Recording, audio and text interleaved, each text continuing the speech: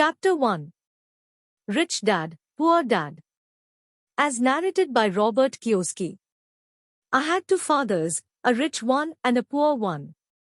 One was highly educated and intelligent. He had a PhD and completed 4 years of undergraduate work in less than 2 years. He then went on to Stanford University, the University of Chicago, and Northwestern University to do his advanced studies, all on full financial scholarships. The other father never finished the 8th grade. Both men were successful in their careers, working hard all their lives. Both earned substantial incomes. Yet one struggled financially all his life. The other would become one of the richest men in Hawaii. One died leaving tens of millions of dollars to his family, charities and his church. The other left bills to be paid. Both men were strong, charismatic and influential. Both men offered me advice, but they did not advise the same things. Both men believed strongly in education, but did not recommend the same course of study. If I had had only one dad, I would have had to accept or reject his advice. Having two dads advising me offered me the choice of contrasting points of view, one of a rich man and one of a poor man. Instead of simply accepting or rejecting one or the other, I found myself thinking more, comparing and then choosing for myself. The problem was, the rich man was not rich yet, and the poor man not yet poor. Both were just starting out on their careers, and both were struggling with money and families. But they had very different points of view about the subject of money. For example, one dad would say, the love of money is the root of all evil. The other, the lack of money is the root of all evil. As a young boy, having two strong fathers both influencing me was difficult. I wanted to be a good son and listen, but the two fathers did not say the same things. The contrast in their points of view, particularly where money was concerned, was so extreme that I grew curious and intrigued. I began to start thinking for long periods of time about what each was saying. Much of my private time was spent reflecting, asking myself questions such as, why does he say that? And then asking the same question of the other dad's statement. It would have been much easier to simply say, yeah, he's right. I agree with that. Or to simply reject the point of view by saying, the old man doesn't know what he's talking about.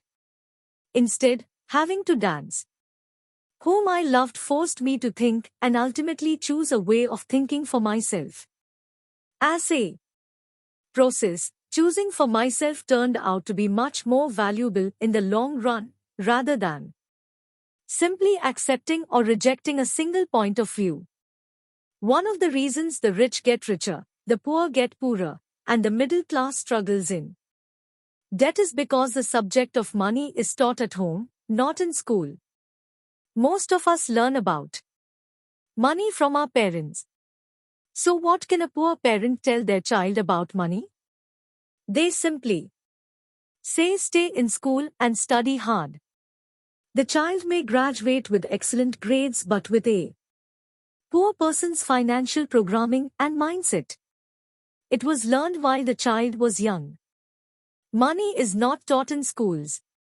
Schools focus on scholastic and professional skills, but not on financial skills.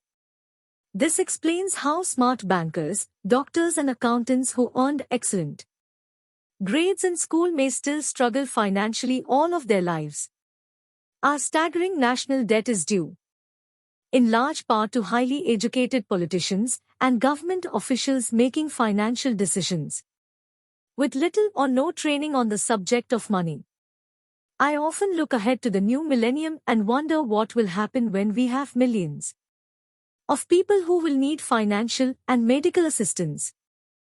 They will be dependent on their families or the government for financial support.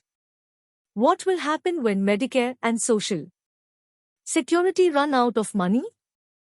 How will a nation survive if teaching children about money continues to be left to parents, most of whom will be, or already are, poor? Because I had two influential fathers, I learned from both of them. I had to think about each dad's advice, and in doing so, I gained valuable insight into the power and effect of one's thoughts on one's life. For example, one dad had a habit of saying, "I can't afford it." The other dad forbade those words to be used. He insisted I say, "How can I afford it?" One is a statement, and the other is a question. One lets you off the hook, and the other forces you to think. My soon-to-be rich dad would explain that by automatically saying the words "I can't afford it," your brain stops working. By asking the question, "How can I afford it?" your brain is put to work. He did not mean by everything you wanted. He was fanatical about exercising your mind, the most powerful computer in the world. My brain gets stronger every day because I exercise it. The stronger it gets, the more money I can make. He believed that automatically saying "I can't afford it" was a sign of mental laziness. Although both dads worked hard, I noticed that one dad had a habit of putting his brain to sleep when it came to money matters, and the other had a habit of exercising his brain. The long-term result was that one dad grew stronger financially and the other grew weaker.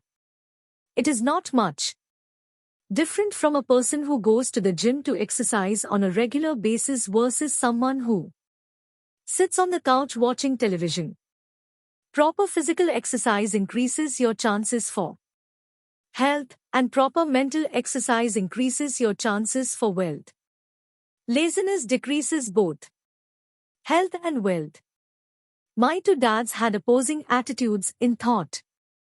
One dad thought that the rich should pay more in taxes to take care of those less fortunate. The other said, taxes punish those who produce and reward those who don't produce.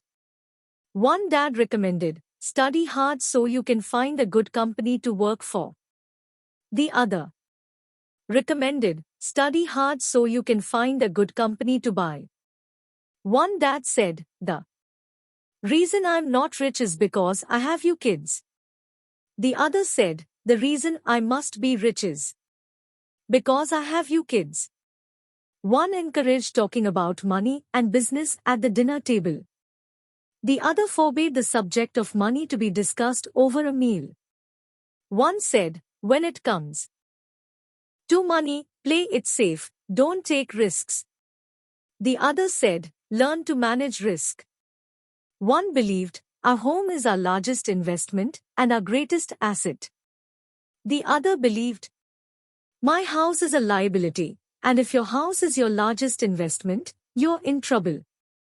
Both dads paid their bills on time, yet one paid his bills first while the other paid his bills last.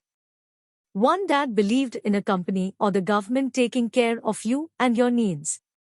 He was always concerned about pay raises, retirement plans, medical benefits, sick leave, vacation days, and other perks. He was impressed with two of his uncles who joined the military and earned a retirement and entitlement package for life after 20 years of active service. He loved the idea of medical benefits and PX privileges the military provided its retirees. He also loved the tenure system available through the university. The idea of job protection for life and job benefits seemed more important, at times, than the job. He would often say, I've worked hard for the government, and I'm entitled to these benefits. The other believed in total financial self-reliance. He spoke out against the entitlement mentality and how it was creating weak and financially needy people. He was emphatic about being financially competent. One dad struggled to save a few dollars. The other simply created investments. One dad taught me how to write an impressive resume so I could find a good job. The other taught me how to write strong business and financial plans so I could create jobs. Being a product of two strong dads allowed me the luxury of observing the effects different thoughts have on one's life. I noticed that people really do shape their life through their thoughts. For example, my poor dad always said, "I'll never be rich." And that prophecy became reality. My rich dad, on the other hand, always referred to himself as rich. He would say things like, "I'm a rich man, and rich people don't do this." Even when he was flat broke after a major financial setback, he continued to refer to himself as a rich man. He would cover himself by saying, "There is a difference between being poor and being broke. Broke is temporary, and poor is eternal." My poor dad would also say, "I'm not interested in money, or money doesn't matter." My rich dad always said, "Money is power." The power of our thoughts may never be measured or appreciated, but it became obvious to me as a young boy to be aware of my thoughts and how I expressed myself. I noticed that my poor dad was poor not because of the amount of money he earned, which was significant, but because of his thoughts and actions. As a young boy, having two fathers, I became acutely aware of being careful which thoughts I chose to adopt as my own. Whom should I listen to, my rich dad or my poor dad? Although both men had tremendous respect for education and learning, they disagreed in what they thought was important to learn. One wanted me to study hard, earn a degree and get a good job to work for money. He wanted me to study to become a professional, an attorney or an accountant, or to go to business school for my MBA. The other encouraged me to study to be rich, to understand how money works and to learn how to have it work for me. "I don't work for money," were words he would repeat over and over. "Money works for me." At the age of 9, I decided to listen to and learn from my rich dad about money. In doing so, I chose not to listen to my poor dad, even though he was the one with all the college degrees. A lesson from Robert Frost. Robert Frost is my favorite poet. Although I love many of his poems, my favorite is The Road Not Taken. I use its lesson almost daily. The road not taken. Two roads diverged in a yellow wood, and sorry I could not travel both. And be one traveler. Long I stood and looked down one as far as I could, to where it bent in the undergrowth. Then took the other, as just as fair, and having perhaps the better claim, because it was grassy, and wanted wear.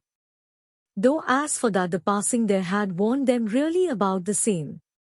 And both that morning equally lay in leaves no step had trodden black.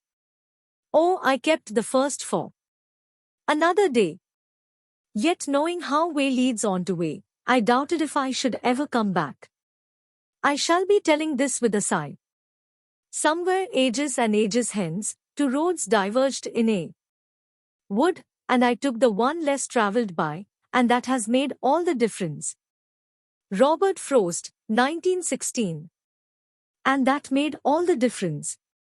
Over the years, I have often reflected upon Robert Frost's poem. Choosing not to listen to my highly educated dad's advice and attitude about money was a painful decision, but it was a decision that shaped the rest of my life. Once I made up my mind whom to listen to, my education about money began. My rich dad taught me over a period of 30 years, until I was age 39. He stopped once he realized that I knew and fully understood what he had been trying to drum into my often thick skull.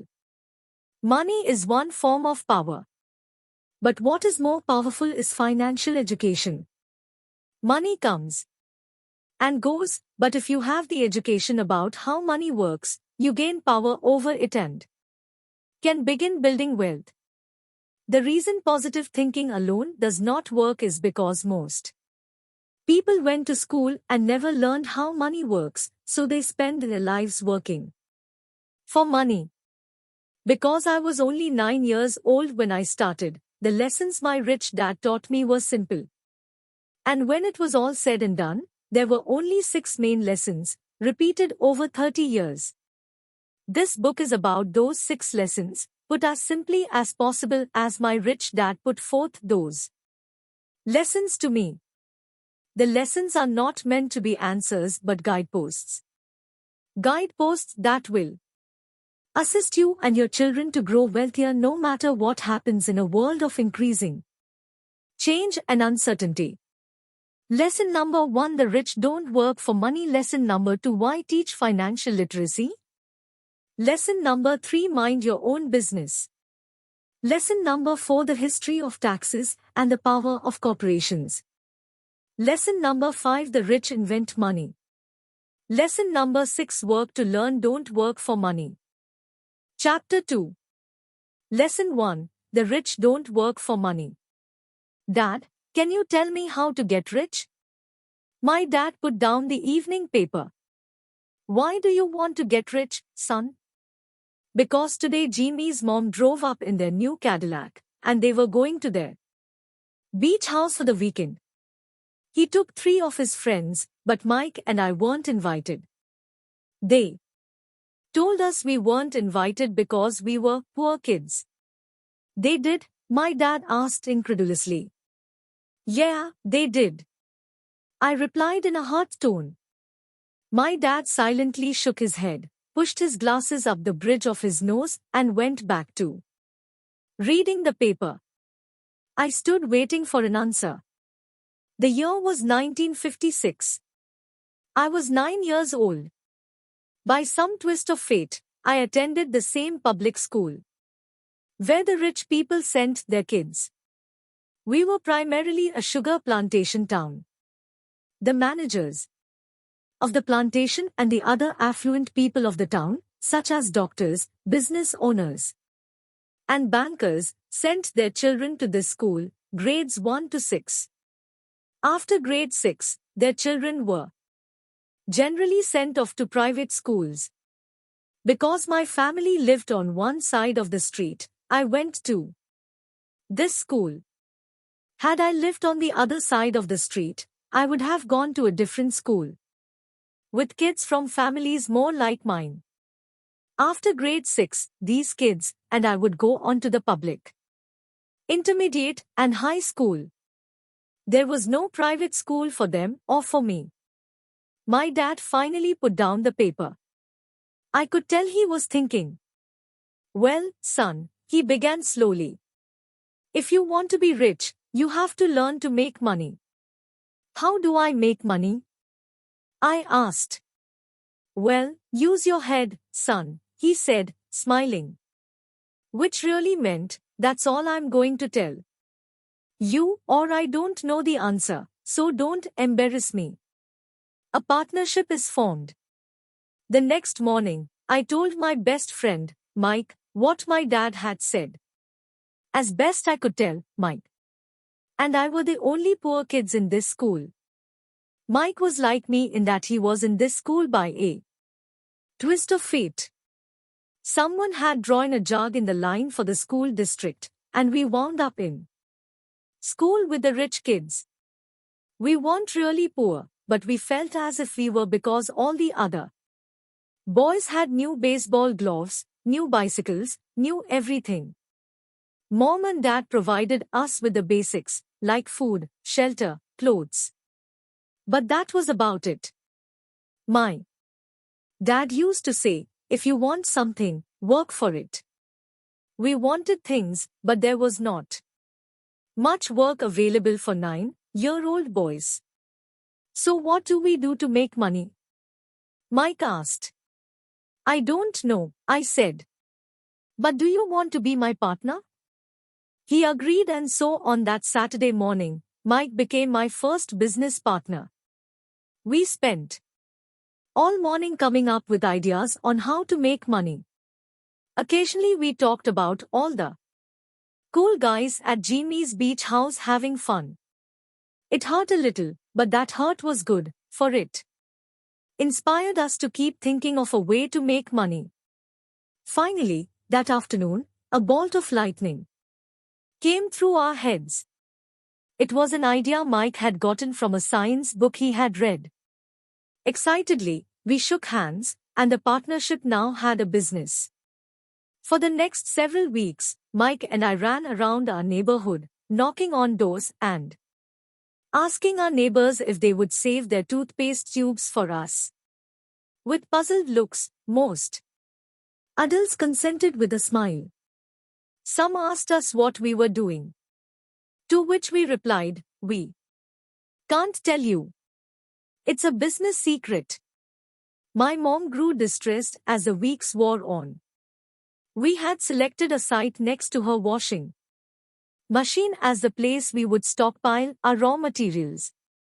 In a brown cardboard box that one time held catsup bottles, our little pile of used toothpaste tubes began to grow. Finally, my mom put her foot down. The sight of her neighbor's messy, crumpled used toothpaste tubes had gotten to her. "What are you boys doing?" she asked. "And I don't want to hear again that it's a business secret. Do something with this mess or I'm going to throw it out." Mike and I pleaded and begged, explaining that we would soon have enough and then we would begin production. We informed her that we were waiting on a couple of neighbors to finish using up their toothpaste so we could have their tubes. Mom granted us a 1-week extension. The date to begin production was moved up. The pressure was on. My first partnership was already being threatened with an eviction notice from our warehouse space by my own mom. It became Mike's job to tell the neighbors to quickly use up their toothpaste, saying their dentist wanted them to brush more often anyway. I began to put together the production line. One day my dad drove up with a friend to see 2 9-year-old boys in the driveway with a production line operating at full speed. There was fine white powder everywhere. On a long table were small milk cartons from school, and our family's hibachi grill was glowing with red-hot coals at maximum heat. Dad walked up cautiously, having to park the car at the base of the driveway, since the production line blocked the carport. As he and his friend got closer, they saw a steel pot sitting on top of the coals, with the toothpaste tubes being melted down. In those days, toothpaste did not come in plastic tubes. The tubes were made of lead. So once the paint was burned off, the tubes were dropped in the small steel pot, melted until they became liquid, and with my mom's pot holders we were pouring the lead through a small hole in the top of the milk cartons. The milk cartons were filled with plaster of Paris. The white powder everywhere was the plaster. Before we mixed it with water. In my haste, I had knocked the bag over, and the entire area looked like it had been hit by a snowstorm. The milk cartons were the outer containers for plaster of Paris molds. My dad and his friend watched as we carefully poured the molten lead through a small hole in the top of the plaster of Paris cube. "Careful," my dad said. I nodded without looking up. Finally, once the pouring was through, I put the steel pot down and smiled at my dad. "What are you boys doing?" he asked with a cautious smile. "We're doing what you told me to do. We're going to be rich," I said. "Yup," said Mike, grinning and nodding his head. "We're partners." "And what is in those plaster molds?" Dad asked. "Watch," I said. This should be a good batch. With a small hammer, I tapped at the seal that divided the cube in half. Cautiously, I pulled up the top half of the plaster mold and a lead nickel fell out. "Oh my God," my dad said. "You're casting nickels out of lead." "That's right," Mike said. "We're doing as you told us to do. We're making money." My dad's friend turned and burst into laughter. My dad smiled and shook his head. Along with a fire and a box of spent toothpaste tubes, in front of him were two little boys covered with white dust and smiling from ear to ear. He asked us to put everything down and sit with him on the front step of our house. With a smile, he gently explained what the word counterfeiting meant.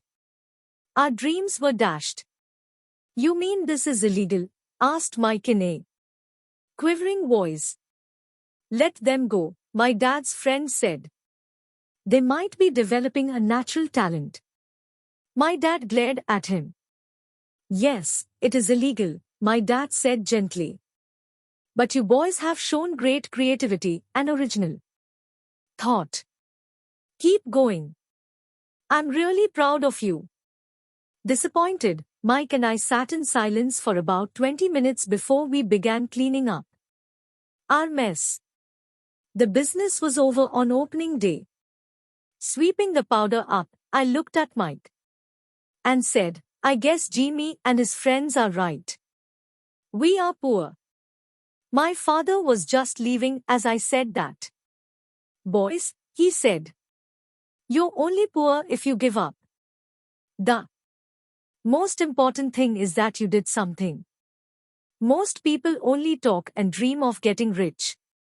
You've done something. I'm very proud of the two of you. I will say it again. Keep going. Don't quit." Mike and I stood there in silence. They were nice words, but we still did not know what to do. "So how come you're not rich, Dad?" I asked.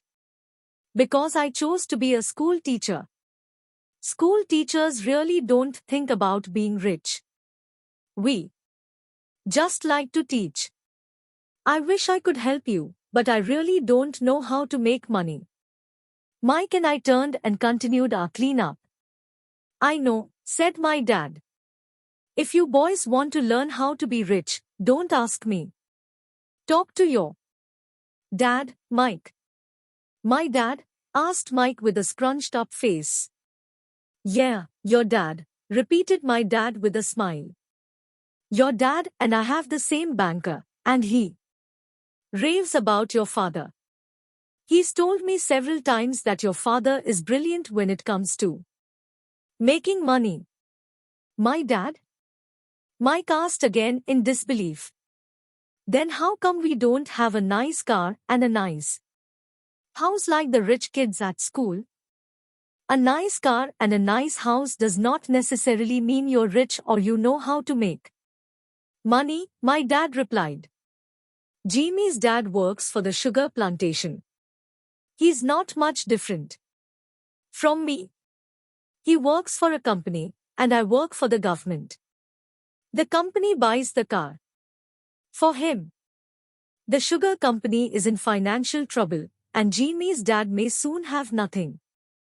Your dad is different, Mike. He seems to be building an empire, and I suspect in a few years he will be a very rich man." With that, Mike and I got excited again.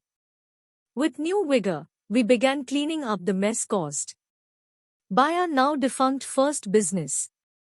As we were cleaning, we made plans on how and when to talk to Mike's dad. The problem was that Mike's dad worked long hours and often did not come home until late. His father owned warehouse, a construction company, a chain of stores, and 3 restaurants. It was the restaurants that kept him out late. Mike caught the bus home after we had finished cleaning up. He was going to talk to his dad when he got home that night and ask him if he would teach us how to become rich. Mike promised to call as soon as he had talked to his dad, even if it was late. The phone rang at 8:30 p.m. Okay, I said. Next Saturday. And put the phone down. Mike's dad had agreed to meet with Mike and me. At 7:30 Saturday morning, I caught the bus to the poor side of town. The lessons begin. I'll pay you 10 cents an hour. Even by 1956 pay standards, 10 cents an hour was low. Michael and I met with his dad that morning at 8 o'clock. He was already busy and had been at work for more than an hour. His construction supervisor was just leaving in his pickup truck as I walked up to his simple, small and tidy home. Mike met me at the door. Dad's on the phone, and he said to wait on the back porch, Mike said as he opened the door. The old wooden floor creaked as I stepped across the threshold of this aging house. There was a cheap mat just inside the door.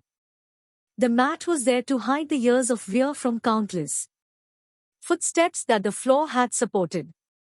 Although clean, it needed to be replaced. I felt claustrophobic as I entered the narrow living room, which was filled with old musty, overstuffed furniture that today would be collector's items. Sitting on the couch were two women, a little older than my mom. Across from the women sat a man in workman's clothes. He wore khaki slacks and a khaki shirt, neatly pressed but without starch, and polished work. Books. He was about 10 years older than my dad, I'd say about 45 years old. They smiled as Mike and I walked past them, heading for the kitchen, which led to the porch that overlooked the backyard. I smiled back shyly. Who are those people? I asked. Oh, they work for my dad. The older man runs his warehouse, and the women are the managers of the restaurants. And you saw the construction supervisor, who is working on a road project about 50 miles from here. His other supervisor, who is building a track of houses, had already left before you got here. Does this go on all the time? I asked. Not always, but quite often, said Mike, smiling as he pulled up a chair to sit down next to me. I asked him if he would teach us to make money, Mike said. Oh, and what did he say to that? I asked with cautious curiosity. Well, he had a funny look on his face at first, and then he said he would make us an offer. Oh, I said, rocking my chair back against the wall. I sat there perched onto rear legs of the chair. Mike did the same thing. Do you know what the offer is? I asked. No, but we'll soon find out. Suddenly, Mike's dad burst through the rickety screen door and onto the porch. Mike and I jumped to our feet, not out of respect, but because we were startled. Ready, boys? Mike's dad asked as he pulled up a chair to sit down with us. We nodded our heads as we pulled our chairs away from the wall to sit in front of him.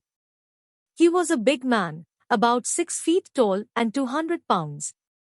My dad was taller, about the same weight, and 5 years older than Mike's dad. They sort of looked alike, though not of the same ethnic makeup. Maybe their energy was similar. Mike says you want to learn to make money? Is that correct, Robert? I nodded my head quickly, but with a little intimidation. He had a lot of power behind his words. And smile. Okay, here's my offer. I'll teach you, but I won't do it classroom style. You work for me, I'll teach you. You don't work for me, I won't teach you. I can teach you faster if you work, and I'm wasting my time if you just want to sit and listen like you do in school. That's my offer. Take it. Or leave it. May I ask a question first? I asked. No. Take it or leave it. I've got too much work to do to waste my time. If you can't make up your mind decisively, then you'll never learn to make money anyway. Opportunities come and go. Being able to know when to make quick decisions is an important skill. You have an opportunity that you asked for. School is beginning or it's over in 10 seconds, Mike's dad said. With a teasing smile. Take it, I said. Take it, said Mike. Good, said Mike's dad. Mrs. Martin will be by in 10 minutes. After I'm through with her, you ride with her to my supermarket and you can begin working. I'll pay you 10 cents an hour and you will work for 3 hours every Saturday. But I have a softball game today, I said. Mike's dad lowered his voice to a stern tone. Take it or leave it, I'll take it, I replied, choosing to work and learn instead of playing softball. 30 cents later. By 9 a.m. on a beautiful Saturday morning, Mike and I were working for Mrs. Martin. She was a kind and patient woman. She always said that Mike and I reminded her of her two sons who were grown and gone. Although kind, she believed in hard work and she kept us working. She was a taskmaster. We spent 3 hours taking canned goods off the shelves and, with a feather duster, brushing each can to get the dust off, and then restacking them neatly. It was excruciatingly boring work. Mike's dad, whom I call my rich dad, owned 9 of these little supermarkets with large parking lots. They were the early version of the 7-Eleven convenience stores. Little neighborhood grocery stores where people bought items such as milk, bread, butter and cigarettes. The problem was, this was Hawaii before air conditioning, and the stores could not close its doors because of the heat.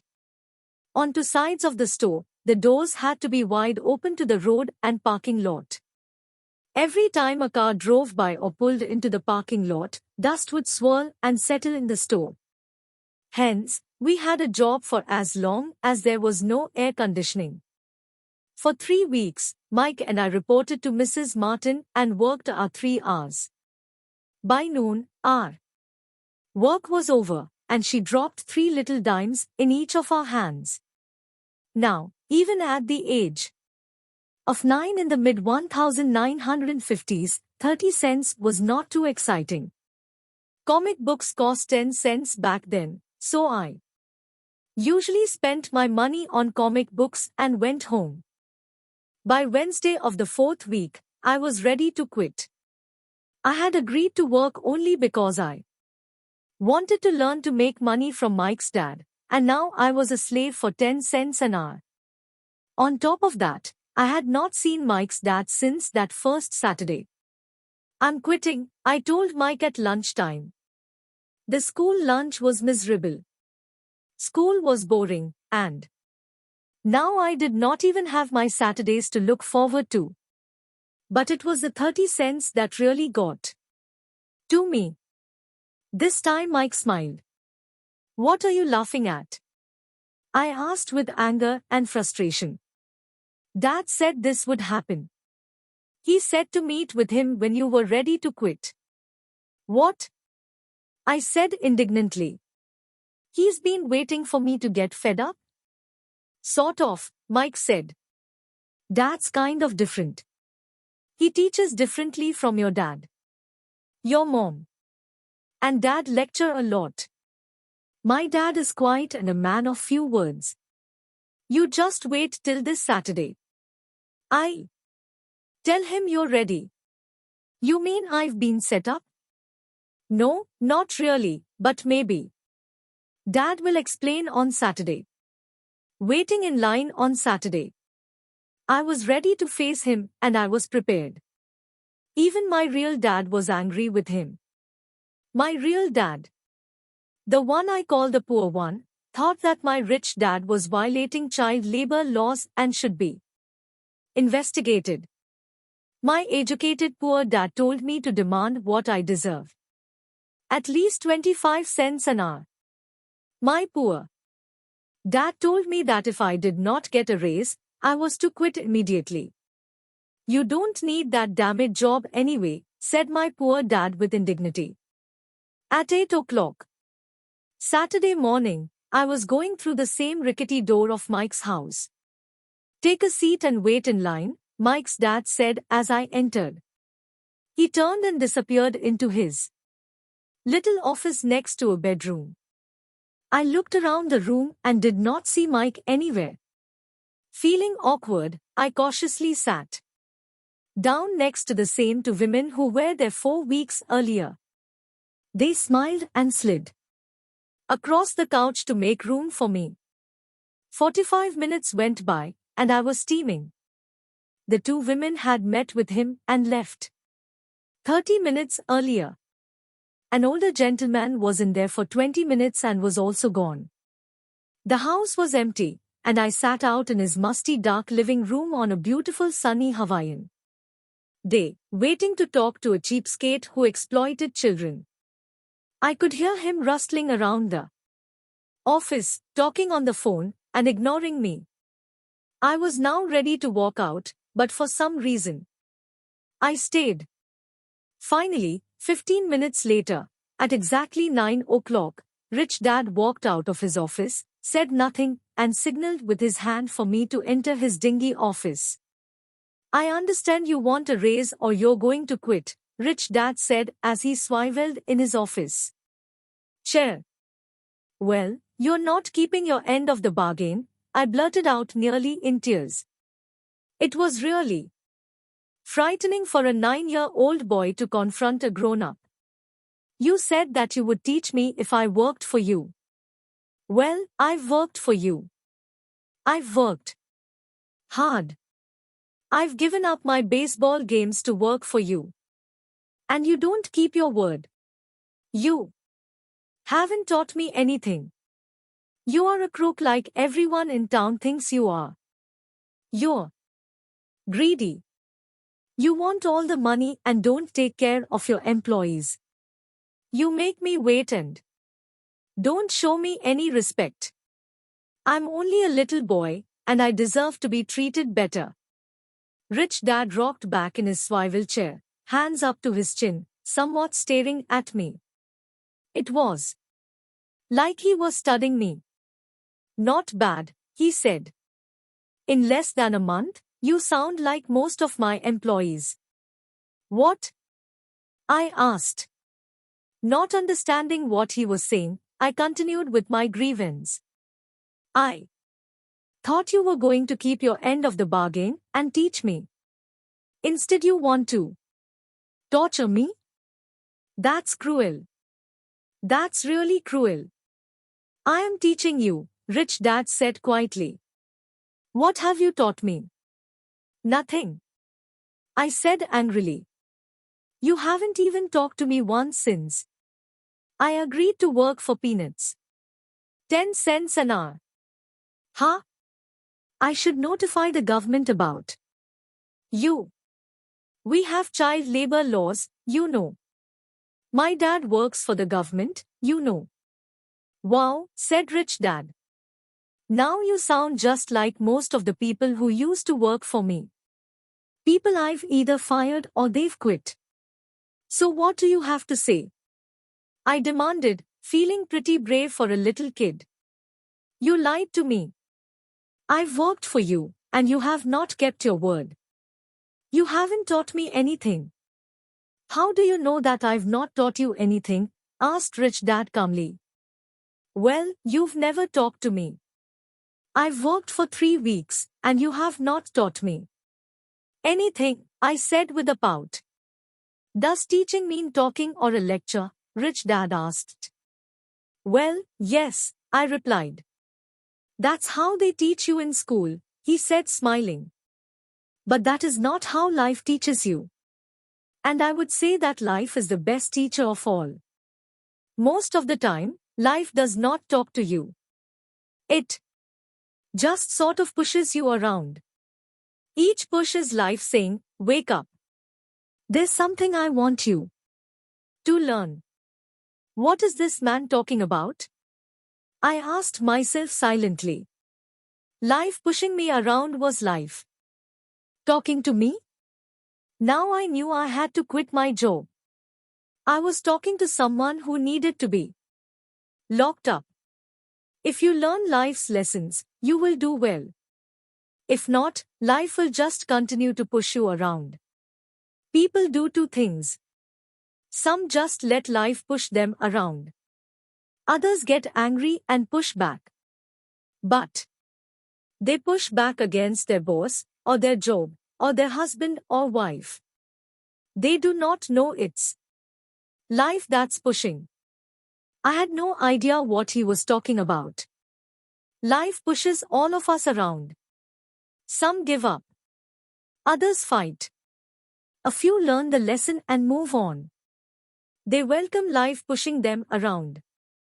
To these few people, it means they need and want to learn something. They learn and move on. Most quit, and a few like you fight. Rich Dad stood and shut the creaky old wooden window that needed repair. If you learn this lesson, you will grow into a wise, wealthy and happy young man. If you don't, you will spend your life blaming a job, low pay or your boss for your problems.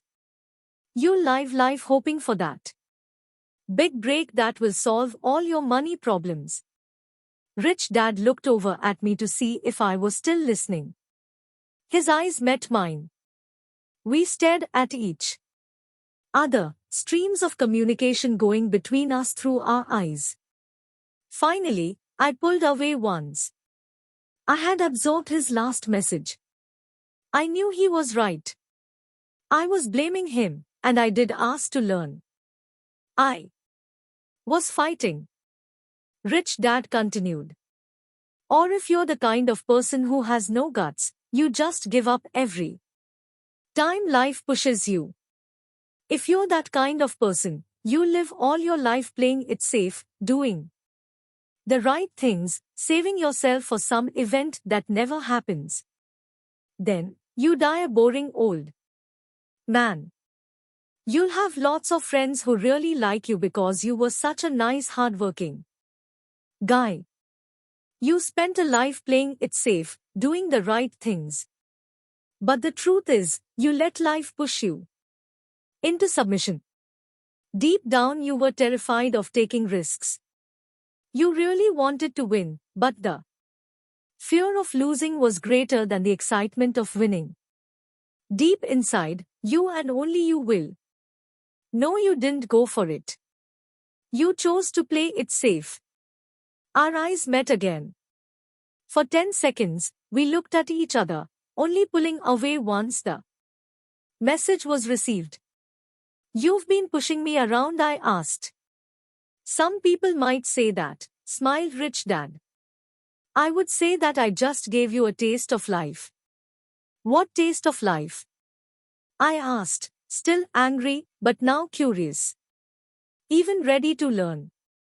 You boys are the first people that have ever asked me to teach them how to make money. I have more than 150 employees, and not one of them has asked me what I know about money. They ask me for a job and a paycheck, but never to teach them about money. So most will spend the best years of their lives working for money, not really understanding what it is they are working for. I sat there listening intently. So when Mike told me about you wanting to learn how to make money, I decided to design a course that was close to real life. I could talk until I was blue in the face, but you wouldn't hear a thing. So I decided to let life push you around a bit so you could hear me. That's why I only paid you 10 cents. So what is the lesson I learned from working for only 10 cents an hour? I asked. That you're cheap and exploit your workers? Rich Dad rocked back and laughed heartily. Finally, after his laughing stopped, he said, You'd Best change your point of view. Stop blaming me, thinking I'm the problem. If you think I'm the problem, then you have to change me. If you realize that you're the problem, then you can change yourself, learn something, and grow wiser. Most people want everyone else in the world to change but themselves. Let me tell you, it's easier to change yourself than everyone else. I don't understand, I said. Don't blame me for your problems, Rich Dad said, growing impatient. But you only pay me 10 cents. So what are you learning? Rich Dad asked, smiling. That you're cheap, I said with a sly grin. See, you think I'm the problem, said Rich Dad. But you are. Well, keep that attitude and you learn nothing. Keep the attitude that I'm the problem, and what choices do you have? Well, if you don't pay me more or show me more respect and teach me, I'll quit. Well put, Rich Dad said. And that's exactly what most people do. They quit and go looking for another job, better opportunity, and higher pay, actually thinking that a new job or more pay will solve the problem. In most cases, it won't. So what will solve the problem? I asked. Just take this measly 10 cents an hour and smile? Rich Dad smiled. That's what the other people do. Just accept a paycheck knowing that they and their family will struggle financially. But that's all they do, waiting for a raise thinking that more money will solve the problem. Most just accept it, and some take a second job working harder, but again accepting a small paycheck. I sat staring at the floor, beginning to understand the lesson Rich Dad was presenting. I could sense it was a taste of life. Finally, I looked up and repeated the question. So what will solve the problem? This, he said, tapping me gently on the head. This stuff between your ears. It was at that moment that Rich Dad shared the pivotal point of view that separated him from his employees and my poor dad and led him to eventually become one of the richest men in Hawaii. While my highly educated, but poor, dad struggled financially all his life. It was a singular point of view that made all the difference over a lifetime. Rich Dad said over and over, this point of view, which I call lesson number 1. The poor and the middle class work for money. The rich have money work for them. On that bright Saturday morning, I was learning a completely different point of view from what I had been taught by my poor dad. At the age of 9, I grew aware that both dads wanted me to learn. Both dads encouraged me to study, but not the same things. My highly educated dad recommended that I do what he did. Son, I want you to study hard, get good grades, so you can find a safe, secure job with a big company. And make sure it has excellent benefits. My rich dad wanted me to learn how money works so I could make it work for me.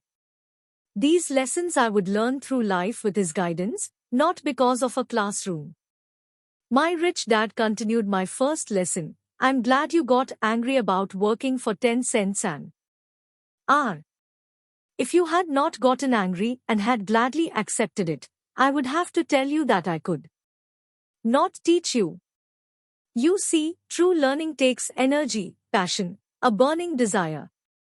Anger is a big part of that formula, for passion is anger and love combined. When it comes to money, most people want to play it safe and feel secure. So passion does not direct them, fear does. So is that why they'll take a job with low par? I asked. Yes, said Rich Dad. Some people say I exploit people because I don't pay as much as the sugar plantation or the government. I say the people exploit themselves. It's their fear, not mine. But don't you feel you should pay them more? I asked. I don't have to. And besides, more money will not solve the problem. Just look at your dad. He makes a lot of money, and he still can't pay his bills. Most people, given more money, only get into more debt. So that's why the 10 cents an hour, I said, smiling. It's a part of the lesson. That's right, smiled Rich Dad. You see, your dad went to school and got an excellent education, so he could get a high-paying job. Which he did. But he still has money problems. Because he never learned anything about money at school. On top of that, he believes in working for money. And you don't? I asked. No, not really, said Rich Dad. If you want to learn to work for money, then stay in school. That is a great place to learn to do that.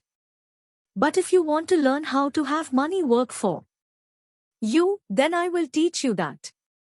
But only if you want to learn. Wouldn't everyone want to learn that? I asked.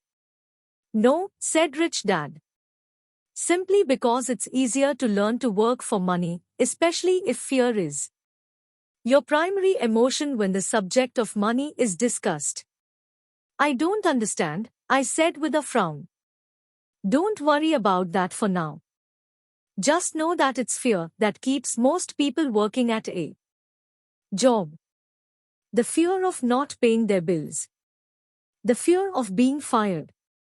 The fear of not having enough money. The fear of starting over. That's the price of studying to learn a profession or trade and then working for money. Most people become a slave to money and then get angry at their boss. Learning to have money work for you is a completely different course of study?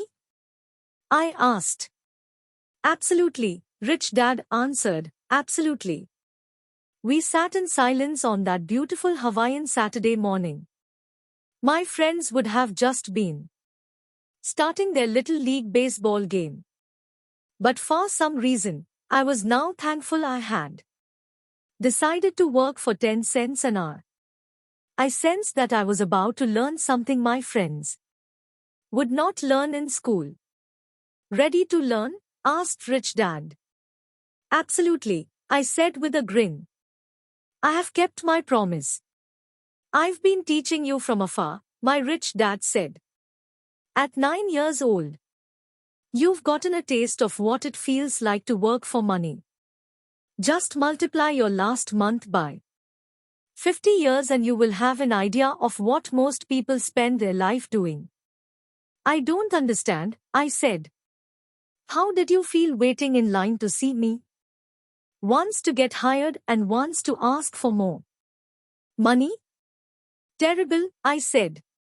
If you choose to work for money, that is what life is like for many people, said Rich Dad.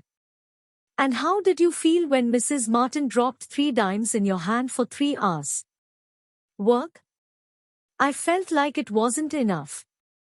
It seemed like nothing. I was disappointed, I said.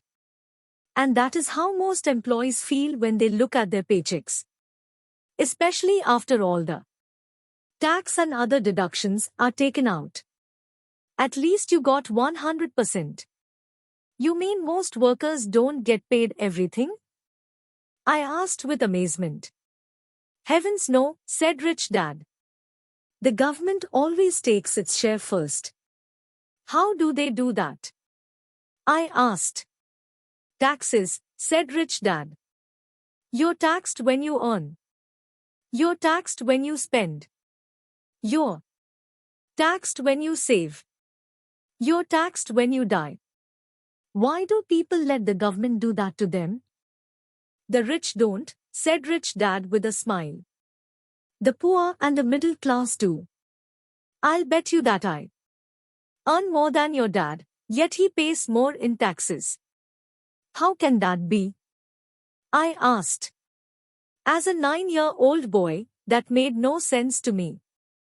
Why would Someone let the government do that to them? Rich Dad sat there in silence. I guess he wanted me to listen instead of jabber away at the mouth. Finally, I calmed down. I did not like what I had heard.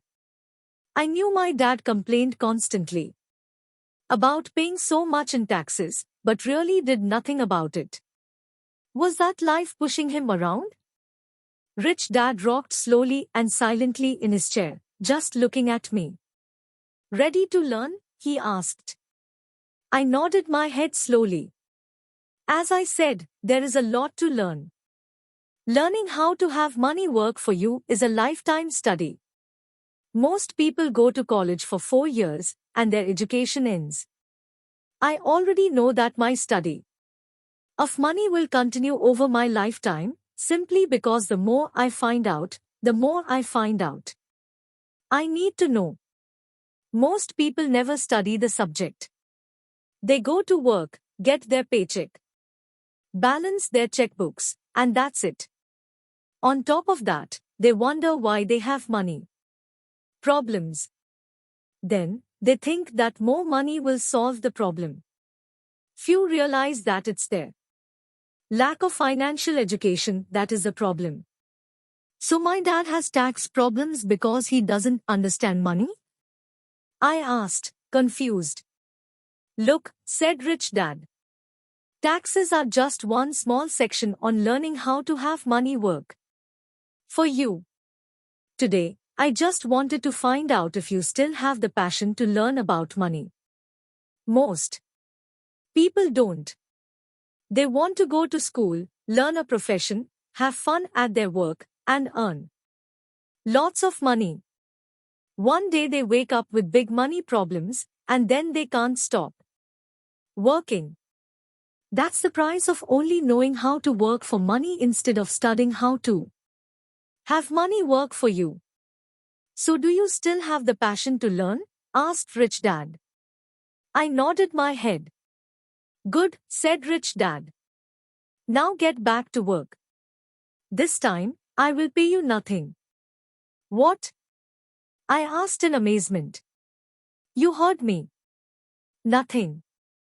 You will work the same 3 hours every Saturday, but this time you will not be paid 10 cents per hour. You said you wanted to learn to not work for money, so I'm not going to pay you anything. I couldn't believe what I was hearing. I've already had this conversation with Mike. He's already working, dusting and stacking canned goods for free. You'd better hurry and get back there. That's not fair, I shouted. You've got to pay something. You said you wanted to learn. If you don't learn this now, you'll grow up to be like the two women and the older man sitting in my living room, working for money and hoping I don't fire them. Or like your dad, earning lots of money only to be in debt up to his eyeballs, hoping more money will solve the problem. If that's what you want, I'll go back to our original deal of 10 cents an hour. Or you can do what most people grow up to do. Complain that there is not enough pay, quit and go looking for another job. But what do I do? I asked. Rich Dad tapped me on the head. Use this, he said. If you use it well, you will soon thank me for giving you an opportunity, and you will grow into a rich man. I stood there still not believing what a raw deal I had been handed. Here I came to ask for a raise, and now I was being told to keep working for nothing. Rich Dad tapped me on the head again and said, use this. Now get out of here and get back to work. Lesson hush L, the rich don't work for money. I didn't tell my poor dad I wasn't being paid. He would not have understood, and I did not want to try to explain something that I did not yet understand myself. For 3 more weeks, Mike and I worked for 3 hours, every Saturday, for nothing. The work didn't bother me, and the routine got easier. It was the missed baseball games and not being able to afford to buy a few comic books that got to me. Rich Dad stopped by at noon on the third week. We heard his truck pull up in the parking lot and sputter when the engine was turned off. He entered the store and greeted Mrs. Martin with a hug. After finding out how things were going in the store, he reached into the ice cream freezer, pulled out 2 bars, paid for them, and signaled to Mike and me. "Let's go for a walk, boys." We crossed the street, dodging a few cars, and walked across a large grassy field, where a few adults were playing softball. Sitting down at a remote picnic table, he handed Mike and me the ice cream bars. "How's it going, boys?" "Okay," Mike said. I nodded in agreement. "Learn anything yet?" Rich Dad asked. Mike and I looked at each other, shrugged our shoulders, and shook our heads in unison. Avoiding one of life's biggest traps. "Well, you boys had better start thinking. You're staring at one of life's biggest lessons. If you learn the lesson, you'll enjoy a life of great freedom and security. If you don't learn the lesson, you'll wind up like Mrs. Martin and most of the people playing softball in this park. They work very hard, for little money, clinging to the illusion of job security, looking forward to a 3-week vacation each year and a skimpy pension after 45 years of work. If that excites you, I'll give you a raise to 25 cents an hour. But these are good hard-working people. Are you making fun of them?" I demanded. A smile came over Rich Dad's face. "Mrs. Martin is like a mother to me. I would never be that cruel. I may sound cruel because I'm doing my best to point something out to the two of you. I want to expand your point of view so you can see something. Something most people never have the benefit of seeing because their vision is too narrow. Most people never see the trap they are in." Mike and I sat there uncertain of his message. He sounded cruel, yet we could sense he was desperately wanting us to know something. With a smile, Rich Dad said, "Doesn't that 25 cents an hour sound good? Doesn't it make your heart beat a little faster?" I shook my head no, but it really did. 25 cents an hour would be big bucks to me. "Okay, I'll pay you $1 an hour," Rich Dad said, with a sly grin. Now my heart was beginning to race. My brain was screaming. "Anne, take it! Take it!" I could not believe what I was hearing. Still, I said nothing. "Okay, $2 an hour." My little 9-year-old brain and heart nearly exploded. After all, it was 1956 and being paid $2 an hour would have made me the richest kid in the world. I couldn't imagine earning that kind of money. I wanted to say yes. I wanted the deal. I could see a new bicycle, new baseball glove, and adoration of my friends when I flashed some cash. On top of that, Jimmy and his rich friends could never call me poor again. But somehow my mouth stayed silent. Maybe my brain had overheated and blown a fuse. But deep down, I badly wanted that $2 an hour. The ice cream had melted and was running down my hand. The ice cream stick was empty, and under it was a sticky mess of vanilla and chocolate that ants were enjoying. Rich Dad was looking at 2 boys staring back at him, eyes wide open and brains empty. He knew he was testing us. And he knew there was a part of our emotions that wanted to take the deal. He knew that each human being has a weak and needy part of their soul that can be bought. And he knew that each human being also had a part of their soul that was strong and filled with a resolve that could never be bought. It was only a question of which one was stronger. He had tested thousands of souls in his life. He tested souls every time he interviewed someone for a job. Okay, $5 an hour. Suddenly there was a silence from inside me. Something had changed. The offer was too big and had gotten ridiculous. Not too many grown-ups in 1956 made more than $5 an hour. The temptation disappeared and a calm set in. Slowly I turned to my left to look at Mike. He looked back at me. The part of my soul that was weak and needy was silenced. The part of me that had no price took over. There was a calm and a certainty about money that entered my brain and my soul. I knew Mike had gotten to that point also. Good, Rich Dad said softly. Most people have a price. And they have a price because of human emotions named fear and greed. First, the fear of being without money motivates us to work hard, and then once we get that paycheck, greed or desire starts us thinking about all the wonderful things money can buy. The pattern is then set. What pattern? I asked. The pattern of get up, go to work, pay bills, get up, go to work, pay bills. Their lives are then run forever by two emotions, fear and greed. Offer them more money, and they continue the cycle by also increasing their spending. This is what I call the rat race. There is another way? Mike asked. Yes, said Rich Dad slowly. But only a few people find it. And what is that way? Mike asked. That's what I hope you boys will find out as you work and study with me.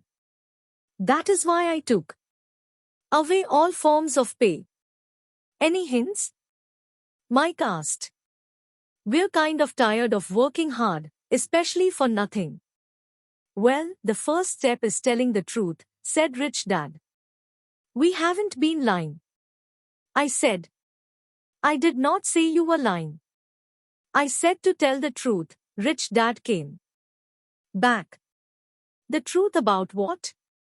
I asked. How you're feeling, Rich Dad said. You don't have to say it to anyone else. Just yourself. You mean the people in this park, the people who work for you, Mrs. Martin, they don't do that? I asked. I doubt it, said Rich Dad. Instead, they feel the fear of not having money. Instead of confronting the fear, they react instead of think.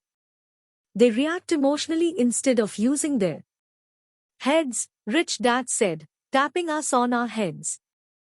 Then, they get a few bucks in their hands, and again the emotion of joy and desire and greed take over, and again they react instead of think.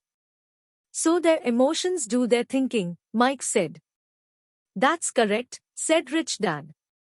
Instead of telling the truth about how they feel, they react to their feeling, fail to think. They feel the fear, they go to work, hoping that money will soothe the fear, but it doesn't. That old fear haunts them, and they go back to work, hoping again that money will calm their fears, and again it doesn't. Fear has them in this trap of working, earning money, working, earning money, hoping the fear will go away. But every day they get up, and that old fear wakes up with them. For millions of people, that old fear keeps them awake all night, causing a night of turmoil and worry. So they get up and go to work, hoping that a paycheck will kill that fear gnawing at their soul. Money is running their lives, and they refuse to tell the truth about that. Money is in control of their emotions and hence their souls. Rich Dad sat quietly, letting his words sink in. Mike and I heard what he said, but really did not understand fully what he was talking about. I just knew that I often wondered why grown-ups hurried off to work. It did not seem like much fun, and they never looked that happy, but something kept them hurrying off to work. Realizing we had absorbed as much as possible of what he was talking about, Rich Dad said, I want you boys to avoid that trap. That is really what I want to teach you. Not just to be rich. Because being rich does not solve the problem. It doesn't? I asked, surprised. No, it doesn't. Let me finish the other emotion, which is desire. Some call it greed, but I prefer desire. It is perfectly normal to desire something better, prettier, more fun or exciting. So, people also work for money because of desire. They desire money for the joy they think it can buy. But the joy that money brings is often short-lived, and they soon need more money for more joy, more pleasure, more comfort, more security. So they keep working, thinking money will soothe their souls that is troubled by fear and desire. But money cannot do that. Even rich people? Mike asked. Rich people included, said Rich Dad. In fact, the reason many rich people are rich is not because of desire but because of fear. They actually think that money can eliminate that fear of not having money, of being poor, so they amass tons of it only to find out the fear gets worse. They now fear losing it. I have friends who keep working even though they have plenty.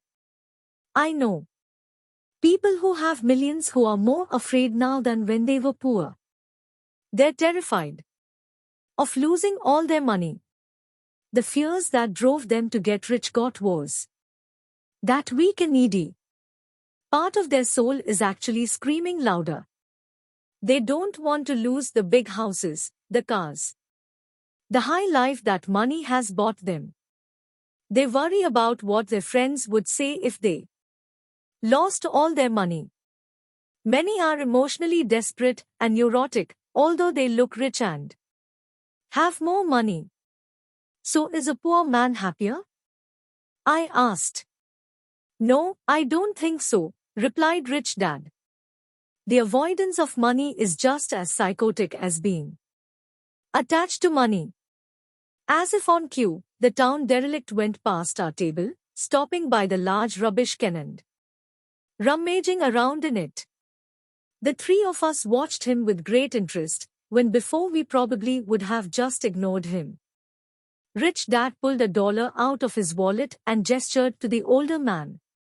Seeing the money, the derelict came over immediately, took the bill, thanked Rich Dad profusely and hurried off ecstatic with his good fortune.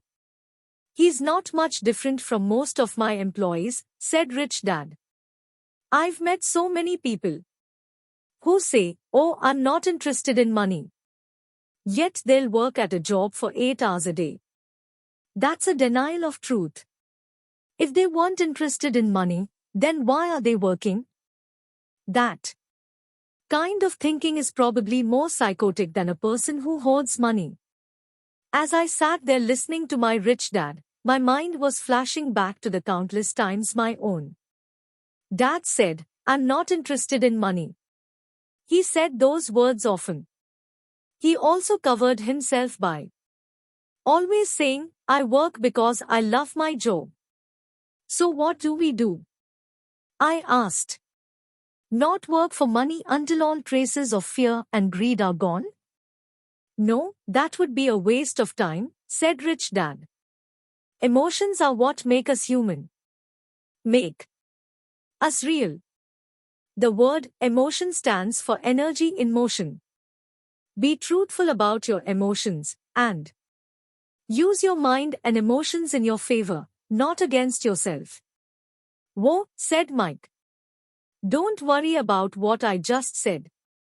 It will make more sense in years to come. Just be an observer, not a reactor, to your emotions. Most people do not know that it's their emotions that are doing the thinking. Your emotions are your emotions, but you have got to learn to do your own thinking. Can you give me an example?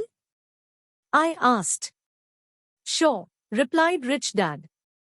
When a person says, I need to find a job, it's most likely an emotion. Doing the thinking. Fear of not having money generates that thought. But people do need money if they have bills to pay, I said.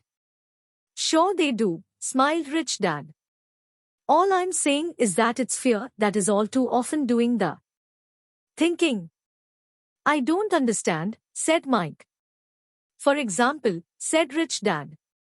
If the fear of not having enough money arises, instead of immediately running out to get a job so they can earn a few bucks to kill the fear, they instead might ask themselves this question. Will a job be the best solution to this fear? Over the long run? In my opinion, the answer is no, especially when you look over a person's lifetime. A job is really a short-term solution to a long-term problem. But my dad is always saying, stay in school, get good grades, so you can find a safe, secure job. I spoke out, somewhat confused. Yes, I understand he says that, said Rich Dad, smiling. Most people recommend that, and it's a good idea for most people. But people make that recommendation primarily out of fear. You mean my dad says that because he's afraid? Yes, said Rich Dad. He's terrified that you won't be able to earn money and won't fit into society. Don't get me wrong. He loves you and wants the best for you. And I think his fear is justified. An education and a job are important. But it won't handle the fear. You see, that same fear that makes him get up in the morning to earn a few bucks is the fear that is causing him to be so fanatical about you going to school. So what do you recommend? I asked. I want to teach you to master the power of money. Not be afraid of it. And they don't teach that in school. If you don't learn it, you become a slave to money. It was finally making sense. He did want us to widen our views. To see what Mrs. Martin could not see, his employees could not see, or my dad for that matter. He used examples that sounded cruel at the time, but I've never forgotten them. My vision widened that day, and I could begin to see the trap that lay ahead for most people. You see, we're all employees ultimately. We just work at different levels, said Rich Dad. I just want you boys to have a chance to avoid the trap. The trap caused by those two emotions, fear and desire. Use them in your favor, not against you. That's what I want to teach you. I'm not interested in just teaching you to make a pile of money. That won't handle the fear or desire. If you don't first handle fear and desire, and you get rich, you'll only be a high-paid slave. So how do we avoid the trap? I asked. The main cause of poverty or financial struggle is fear and ignorance, not the economy or the government or the rich. It's self-inflicted fear and ignorance that keeps people trapped. So you boys go to school and get your college degrees. I'll teach you how to stay out of the trap. The pieces of the puzzle were appearing. My highly educated dad had a great education and a great career. But school never told him how to handle money or his fears. It became clear that I could learn different and important things from two fathers. So you've been talking about the fear of not having money. How does the desire of money affect our thinking? Mike asked. How did you feel when I tempted you with a pay raise? Did you notice your desires rising? We nodded our heads. By not giving in to your emotions, you were able to delay your reactions and think. That is most important. We will always have emotions of fear and greed. From here on in, it is most important for you to use those emotions to your advantage and for the long term, and not simply let your emotions run you by controlling your thinking. Most people use fear and greed against themselves. That's the start of ignorance. Most people live their lives chasing paychecks, pay raises and job security because of the emotions of desire and fear, not really questioning where those emotion-driven thoughts are leading them. It's just like the picture of a donkey dragging a cart, with its owner dangling a carrot just in front of the donkey's nose. The donkey's owner may be going where he wants to go, but the donkey is chasing an illusion. Tomorrow, there will only be another carrot for the donkey. You mean the moment I began to picture a new baseball glove, candy and toys, that's like a carrot to a donkey? Mike asked. Yeah. And as you get older, your toys get more expensive. A new car, a boat and a big house. To impress your friends, said Rich Dad with a smile. Fear pushes you out the door, and desire calls to you, enticing you toward the rocks. That's the trap. So what's the answer? Mike asked. What intensifies fear and desire is ignorance. That is why rich people with lots of money often have more fear the richer they get. Money is the carrot, the illusion. If the donkey could see the whole picture, it might rethink its choice to chase the carrot. Rich Dad went on to explain that a human's life is a struggle between ignorance and illumination. He explained that once a person stops searching for information and knowledge of oneself, ignorance sets in. That struggle is a moment-to-moment decision to learn to open or close one's mind. Look, school is very, very important. You go to school to learn a skill or profession so as to be a contributing member of society. Every culture needs teachers, doctors, mechanics, artists, cooks, business people, police officers, firefighters, soldiers. Schools train them so our culture can thrive and flourish, said Rich Dad. Unfortunately, for many people, school is the end, not the beginning. There was a long silence.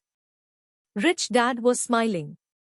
I did not comprehend everything he said that day. But as with most great teachers, whose words continue to teach for years, often long after they're gone, his words are still with me today. I've been a little cruel today, said Rich Dad. Cruel for a reason. I want you to always remember this talk. I want you to always think of Mrs. Martin. I want you always to think of the donkey.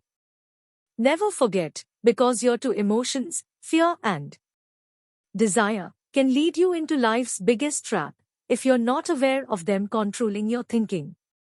To spend your life living in fear, never exploring your dreams, is cruel. To work hard for money, thinking that money will buy you things that will make you happy, is also cruel. To wake up in the middle of the night terrified about paying bills is a horrible way to live. To live a life dictated by the size of a paycheck is not really a life. Thinking that a job will make you feel secure is lying to yourself. That's cruel, and that's the trap I want you to avoid, if possible. I've seen how money runs people's lives. Don't let that happen to you. Please don't let money run your life. A softball rolled under our table. Rich Dad picked it up and threw it back. So what does ignorance have to do with greed and fear? I asked. Because it is ignorance about money that causes so much greed and so much fear, said Rich Dad, let me give you some examples. A doctor, wanting more money to better provide for his family, raises his fees. By raising his fees, it makes healthcare more expensive for everyone. Now, it hurts the poor people the most, so poor people have worse health than those with money. Because the doctors raise their rates, the attorneys raise their rates. Because the attorneys' rates have gone up, school teachers want a raise, which raises our taxes, and on and on and on. Soon, there will be such a horrifying gap between the rich and the poor that chaos will break out and another great civilization will collapse. Great civilizations collapsed when the gap between the haves and have-nots was too great. America is on the same course, proving once again that history repeats itself because we do not learn from history. We only memorize historical dates and names, not the lesson. Aren't prices supposed to go up? I asked. Not in an educated society with a well-run government. Prices should actually come down. Of course, that is often only true in theory. Prices go up because of greed and fear caused by ignorance. If schools taught people about money, there would be more money and lower prices. But schools focus only on teaching people to work for money, not how to harness money's power. But don't we have business schools? Mike asked.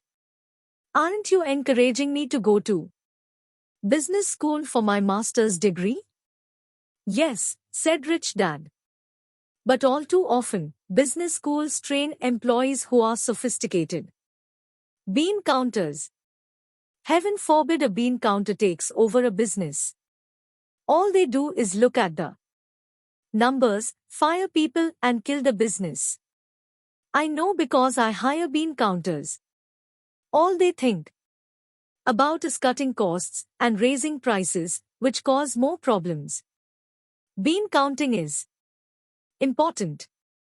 I wish more people knew it, but it, too, is not the whole picture, added Rich Dad angrily. So is there an answer? Asked Mike. Yes, said Rich Dad. Learn to use your emotions to think, not think with your emotions. When you boys mastered your emotions, first by agreeing to work for free, I knew there was hope. When you again resisted your emotions when I tempted you with more money, you were again learning to think in spite of being emotionally charged. That's the first step. Why is that step so important? I asked. Well, that's up to you to find out. If you want to learn, I'll take you boys into the briar patch. That place where almost everyone else avoids. I'll take you to that place where most people are afraid to go. If you go with me, you'll let go of the idea of working for money and instead learn to have money work for you. And what will we get if we go with you? What if we agree to learn from you? What will we get? I asked. The same thing Briar Rabbit got, said Rich Dad. Freedom from the tar baby. Is there a briar patch? I asked. Yes, said Rich Dad. The briar patch is our fear and our greed. Going into our fear and confronting our greed, our weaknesses, our neediness is the way out. And the way out is through the mind, by choosing our thoughts. Choosing our thoughts? Mike asked, puzzled. Yes. Choosing what we think rather than reacting to our emotions. Instead of just getting up and going to work to solve your problems, just because the fear of not having the money to pay your bills is scaring you. Thinking would be taking the time to ask yourself a question. A question like, is working harder at this the best solution to this problem? Most people are so terrified at not telling themselves the truth that fear is in control that they cannot think, and instead run out the door. Tar baby is in control. That's what I mean by choosing your thoughts. And how do we do that? Mike asked. That's what I will be teaching you.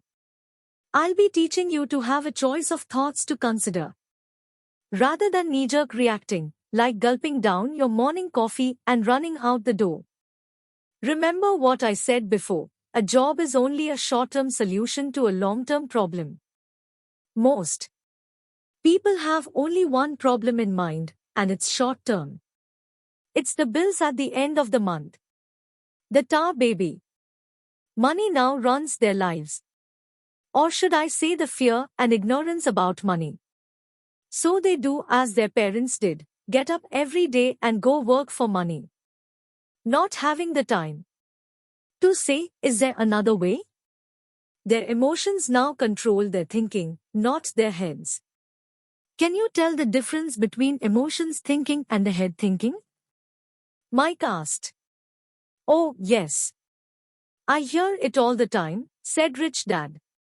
I hear things like, well, everyone has to work. Or the rich are crooks. Or I'll get another job. I deserve this raise. You can't push me around. Or I like this job because it's secure. Instead of, is there something I'm missing here? Which breaks the emotional thought and gives you time to think clearly. I must admit, it was a great lesson to be getting. To know when someone was speaking out of emotions or out of clear thought. It was a lesson that served me well for life. Especially when I was the one speaking out of reaction and not from clear thought.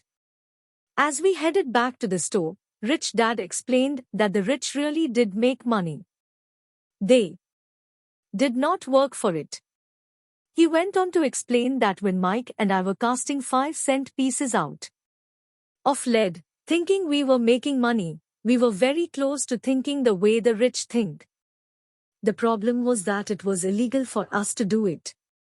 It was legal for the government and banks to do it, but not us. He explained that there are legal ways to make money and illegal ways. Rich Dad went on to explain that the rich know that money is an illusion, truly like the carrot for the donkey. It's only out of fear and greed that the illusion of money is held together by billions of people thinking that money is real. Money is really made up. It was only because of the illusion of confidence and the ignorance of the masses that the house of cards stood standing. In fact, he said, in many ways the donkey's carrot was more valuable than money. He talked about the gold standard that America was on, and that each dollar bill was actually a silver certificate. What concerned him was the rumor that we would someday go off the gold standard and our dollars would no longer be silver certificates. When that happens, boys, all hell is going to break loose. The poor, the middle class and the ignorant will have their lives ruined simply because they will continue to believe that money is real and that the company they work for, or the government, will look after them. We really did not understand what he was saying that day, but over the years it made more and more sense. Seeing what others miss. As he climbed into his pickup truck, outside of his little convenience store, he said, keep working, boys, but the sooner you forget about needing a paycheck, the easier your adult life will be. Keep using your brain, work for free, and soon your mind will show you ways of making money far beyond what I could ever pay you. You will see things that other people never see. Opportunities right in front of their noses.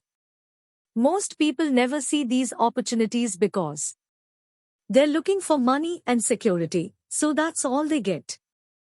The moment you see one opportunity, you will see them for the rest of your life. The moment you do that, I'll teach you something else. Learn this, and you'll avoid one of life's biggest traps. You'll never, ever touch That tar baby. Mike and I picked up our things from the store and waved goodbye to Mrs. Martin. We went back to the park, to the same picnic bench, and spent several more hours thinking and talking. We spent the next week at school, thinking and talking. For 2 more weeks, we kept thinking, talking, and working for free. At the end of the second Saturday, I was again saying goodbye to Mrs. Martin and looking at the comic book stand with a longing gaze. The hard thing about not even getting 30 cents every Saturday was that I didn't have any money to buy comic books. Suddenly, as Mrs. Martin was saying goodbye to Mike and me, I saw something she was doing that I had never seen her do before. I mean, I had seen her do it, but I never took notice of it. Mrs. Martin was cutting the front page of the comic book in half. She was keeping the top half of the comic book cover and throwing the rest of the comic book into a large brown cardboard box. When I asked her what she did with the comic books, she said, "I throw them away. I give the top half of the cover back to the comic book distributor for credit when he brings in the new comics. He's coming in an hour." Mike and I waited for an hour. Soon the distributor arrived and I asked him if we could have the comic books. To which he replied, "You can have them if you work for this store and do not resell them." Our partnership was revived. Mike's mom had a spare room in the basement that no one used. We cleaned it out and began piling hundreds of comic books in that room. Soon our comic book library was open to the public. We hired Mike's younger sister, who loved to study, to be head librarian. She charged each child 10 cents admission to the library, which was open from 2:30 to 4:30 p.m. every day after school.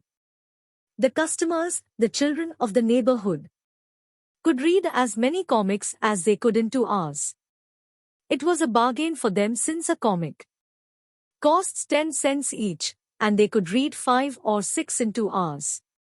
Mike's sister would check the kids as they left to make sure they weren't borrowing any comic books. She also kept the books, logging in how many kids showed up each day, who they were, and any comments they might have. Mike and I averaged $9.50 per week over a 3-month period. We paid his sister $1 a week and allowed her to read the comics for free, which she rarely did since she was always studying. Mike and I kept our agreement by working in the store every Saturday and collecting all the comic books from the different stores. We kept our agreement to the distributor by not selling any comic books. We burned them once they got too tattered. We tried opening a branch office, but we could never quite find someone as dedicated as Mike's sister we could trust. At an early age, we found out how hard it was to find good staff. 3 months after the library first opened, a fight broke out in the room. Some bullies from another neighborhood pushed their way in and started it. Mike's dad suggested we shut down the business. So our comic book business shut down, and we stopped working on Saturdays at the convenience store. Anyway, Rich Dad was excited because he had new things he wanted to teach us. He was happy because we had learned our first lesson so well. We had learned to have money work for us. By not getting paid for our work at the store, we were forced to use our imaginations to identify an opportunity to make money. By starting our own business, the comic book library, we were in control of our own finances, not dependent on an employer. The best part was that our business generated money for us, even when we weren't physically there. Our money worked for us. Instead of paying us money, Rich Dad had given us so much more. Chapter 3. Lesson 2. Why teach financial literacy? In 1990, my best friend, Mike, took over his father's empire and is, in fact, doing a better job than his dad did. We see each other once or twice a year on the golf course. He and his wife are wealthier than you could imagine. Rich Dad's empire is in great hands, and Mike is now grooming his son to take his place, as his dad had groomed us. In 1994, I retired at the age of 47, and my wife, Kim, was 37. Retirement does not mean not working. To my wife and me, it means that barring unforeseen cataclysmic changes, we can work or not work, and our wealth grows automatically, staying way ahead of inflation. I guess it means freedom. The assets are large enough to grow by themselves. It's like planting a tree. You water it for years and then one day it doesn't need you anymore. Its roots have gone down deep enough. Then, the tree provides shade for your enjoyment. Mike chose to run the empire, and I chose to retire. Whenever I speak to groups of people, they often ask what I would recommend or what could they do. How do they get started? Is there a good book I would recommend? What should they do to prepare their children? What is the secret to success? How do I make millions? I am always reminded of this article I was once given. It goes as follows. The richest businessman. In 1923, a group of our greatest leaders and richest businessmen held a meeting at the Edgewater Beach Hotel in Chicago. Among them were Charles Schwab, head of the largest independent steel company, Samuel Instill, president of the world's largest utility, Howard Hobson, head of the largest gas company, Ivar Kruger, president of the International Match Co., one of the world's largest companies at that time, Leon Frazier, president of the Bank of International Settlements, Richard Whitney, president of the New York Stock Exchange, Arthur Cotton and Jesse Livermore, two of the biggest stock speculators, and Albert Fall, a member of President Harding's cabinet. 25 years later, 9 of them, those listed above, ended as follows. Schwab died penniless after living for 5 years on borrowed money. Instill died broke, living in a foreign land. Kruger and Cotton also died broke. Hobson went insane. Whitney and Albert Fall were just released from prison. Fraser and Livermore committed suicide. I doubt if anyone can say what really happened to these men. If you look at the date, 1923, it was just before the 1929 market crash and the Great Depression, which I suspect had a great impact on these men and their lives. The point is this: today we live in times of greater and faster change than these men did.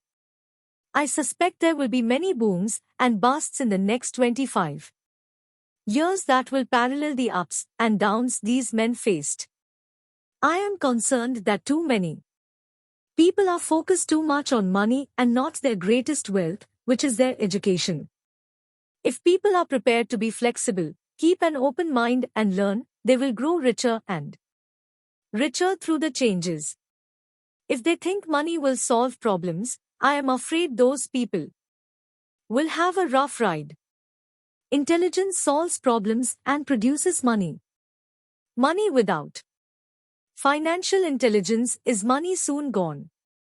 Most people fail to realize that in life, it's not how much money you make, it's how much money you keep. We have all heard stories of lottery winners who are poor, then suddenly rich, then poor again. They win millions and are soon back to where they started. Or stories of professional athletes who, at the age of 24, are earning millions of dollars a year and are sleeping under a bridge by age 34. In the paper this morning, as I write this, there is a story of a young basketball player who a year ago had millions. Today, he claims his friends, attorney and accountant took his money, and now he works at a car wash for minimum wage. He is only 29. He was fired from the car wash because he refused to take off his championship ring as he was wiping off the cars, so his story made the newspaper. He is appealing his termination, claiming hardship and discrimination, and that the ring is all he has left. He claims that if you take that away, he'll crumble. In 1997, I know so many people who are becoming instant millionaires. It's the roaring 20s. One more time. And while I'm glad people have been getting richer and richer, I only caution that in the long run, it's not how much you make, it's how much you keep, and how many generations you keep it. So when people ask, where do I get started, or tell me how to get rich quick, they often are greatly disappointed with my answer. I simply say to them what my rich dad said back to me when I was a little kid. If you want to be rich, you need to be financially literate. That idea was drummed into my head every time we were together. As I said, my educated dad stressed the importance of reading books, while my rich dad stressed the need to master financial literacy. If you are going to build the Empire State Building, the first thing you need to do is dig a deep hole and pour a strong foundation. If you are going to build a home in the suburbs, all you need to do is pour a 6-inch slab of concrete. Most people, in their drive to get rich, are trying to build an Empire State Building on a 6-inch slab. Our school system, having been created in the agrarian age, still believes in homes with no foundation. Dirt floors are still the rage. So kids graduate from school with virtually no financial foundation. One day, sleepless and deep in debt in suburbia, living the American dream, they decide that the answer to their financial problems is to find a way to get rich quick. Construction on the skyscraper begins. It goes up quickly, and soon, instead of the Empire State Building, we have the Leaning Tower of suburbia. The sleepless nights return. As for Mike and me in our adult years, both of our choices were possible because we were taught to pour a strong financial foundation when we were just kids. Now, accounting is possibly the most boring subject in the world. It also could be the most confusing. But if you want to be rich, long term, it could be the most important subject. The question is, how do you take a boring and confusing subject and teach it to kids? The answer is, make it simple. Teach it first in pictures. My rich dad poured a strong financial foundation for Mike and me. Since we were just kids, he created a simple way to teach us. For years he only drew pictures and used words. Mike and I understood the simple drawings, the jargon, the movement of money, and then in later years, Rich Dad began adding numbers. Today, Mike has gone on to master much more complex and sophisticated accounting analysis because he has had to. He has $1 billion empire to run. I am not as sophisticated because my empire is smaller, yet we come from the same simple foundation. In the following pages, I offer to you the same simple line drawings Mike's dad created for us. Though simple, those drawings helped guide to little boys in building great sums of wealth on a solid and deep foundation. Rule 1. You must know the difference between an asset and a liability, and buy assets. If you want to be rich, this is all you need to know. It is rule number 1. It is the only rule. This may sound absurdly simple, but most people have no idea how profound this rule is. Most people struggle financially because they do not know the difference between an asset and a liability.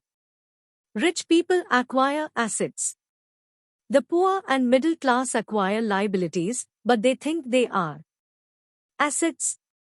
When Rich Dad explained this to Mike and me, we thought he was kidding. Here we were, nearly teenagers and waiting for the secret to getting rich, and this was his answer. It was so simple that we had to stop for a long time to think about it. What is an asset? Asked Mike.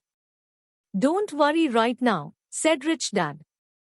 Just let the idea sink in.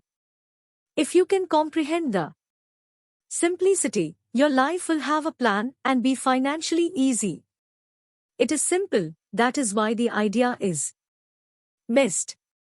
You mean all we need to know is what an asset is, acquire them, and we'll be rich? I asked. Rich Dad nodded his head. It's that simple.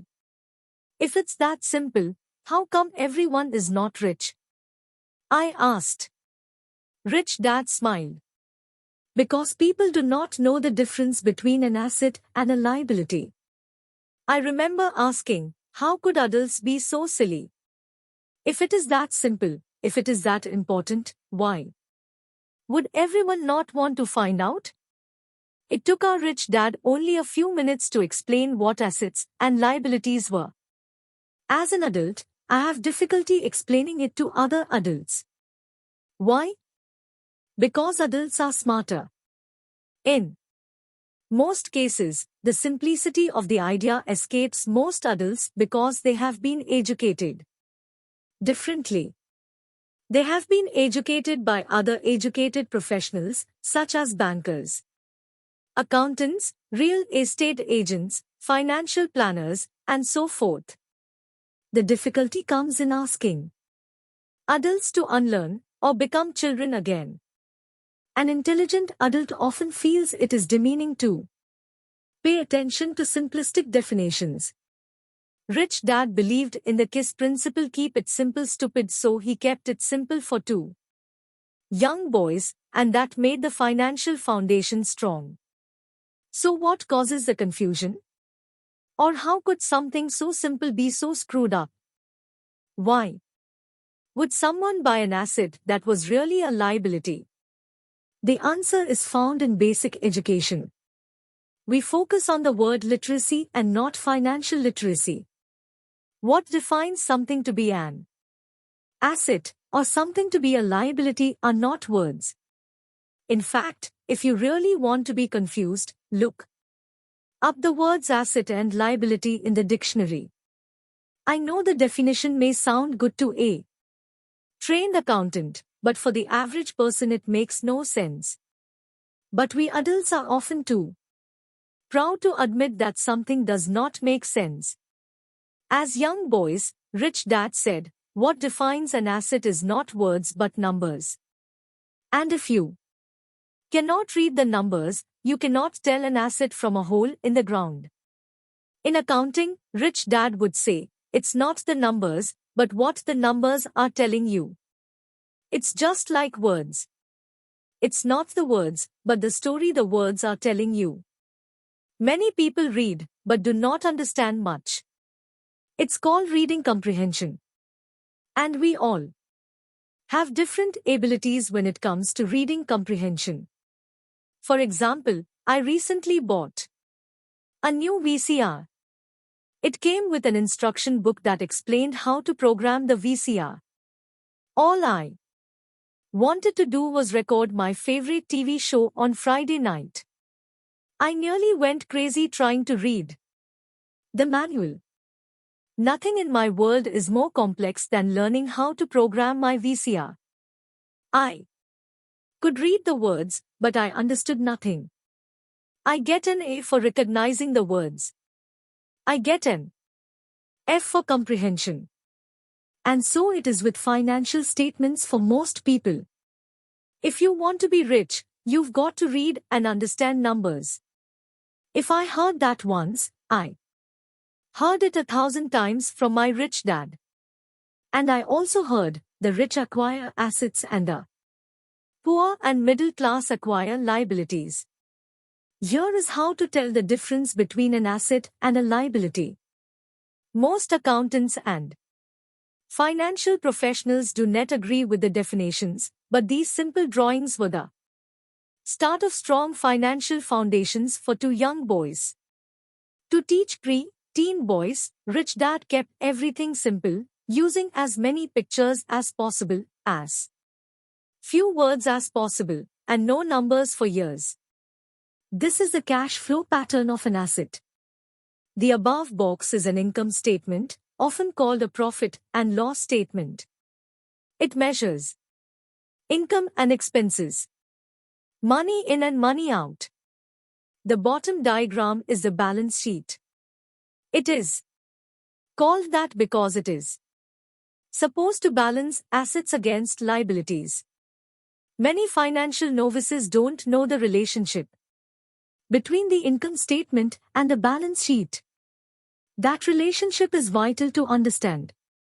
The primary cause of financial struggle is simply not knowing the difference between an asset and a liability. The cause of the confusion is found in the definition of the two words. If you want a lesson in confusion, simply look up the words asset and liability in the dictionary. Now it may make sense to trained accountants, but to the average person, it may as well be written in Mandarin. You read the words in the definition, but true comprehension is difficult. So as I said earlier, my rich dad simply told to young boys that assets put money in your pocket. Nice, simple and usable. This is cash flow pattern of a liability. Now that assets and liabilities have been defined through pictures, it may be easier to understand my definitions in words. An asset is something that puts money in my pocket. A liability is something that takes money out of my pocket. This is really all you need to know. If you want to be rich, simply spend your life buying assets. If you want to be poor or middle class, spend your life buying liabilities. It's not knowing the difference that causes most of the financial struggle in the real world. Illiteracy, both in words and numbers, is the foundation of financial struggle. If people are having difficulties financially, there is something that they cannot read, either in numbers or words. Something is misunderstood. The rich are rich because they are more literate in different areas than people who struggle financially. So if you want to be rich and maintain your wealth, it's important to be financially literate, in words as well as numbers. The arrows in the diagrams represent the flow of cash, or cash flow. Numbers alone really mean little. Just as words alone mean little. It's the story that counts. In financial reporting, reading numbers is looking for the plot, the story. The story of where the cash is flowing. In 80% of most families, the financial story is a story of working hard in an effort to get ahead. Not because they don't make money, but because they spend their lives buying liabilities instead of assets. For instance, this is the cash flow pattern of a poor person or a young person still at home. Job provides income, dash expenses, taxes, food, rent, clothes, fund, transportation. Asset, none. Liability, none. This is the cash flow pattern of a person in the middle class. Job provides income, dash expenses, taxes, food, mortgage, clothes, fund, transportation. Asset, none. Liability, mortgage, consumer loans, credit cards. This is the cash flow pattern of a wealthy person. Assets, stocks, bonds, notes, real estate, intellectual property, dash income, dividends, interest, rental. Income, royalties. Liabilities, none. All of these diagrams were obviously oversimplified. Everyone has living expenses, the need for food, shelter and clothing. The diagrams show the flow of cash through a poor, middle class or wealthy person's life. It is the cash flow that tells the story. It is the story of how a person handles their money, what they do after they get the money in their hand. The reason I started with the story of the richest men in America is to illustrate the flaw in the thinking of so many people. The flaw is that money will solve all problems. That is why I cringe whenever one hear people ask me how to get rich quicker. Or where do they start? I often hear, I'm in debt so I need to make more money. But more money will often not solve the problem. In fact, it may actually accelerate the problem. Money often makes obvious our tragic human flaws. Money often puts a spotlight on what we do not know. That is why, all too often, a person who comes into a sudden windfall of cash, let's say an inheritance, a pay raise or lottery winning, soon returns to the same financial mess, if not worse than the mess they were in before they received the money. Money only accentuates the cash flow pattern running in your head. If your pattern is to spend everything you get, most likely an increase in cash will just result in an increase in spending. Thus, the saying, a fool and his money is one big party. I have said many times that we go to school to gain scholastic skills and professional skills, both important. We learn to make money with our professional skills. In the 1960s, when I was in high school, if someone did well in school academically, almost immediately people assumed this bright student would go on to be a medical doctor. Often no one asked the child if they wanted to be a doctor. It was assumed it was the profession with the promise of the greatest financial reward. Today, doctors are facing financial challenges I would not wish on my worst enemy, insurance companies taking control of the business, managed healthcare, government intervention, and malpractice suits, to name a few. Today, kids want to be basketball stars, golfers like Tiger Woods, computer nerds, movie stars, rock stars, beauty queens, or traders on Wall Street.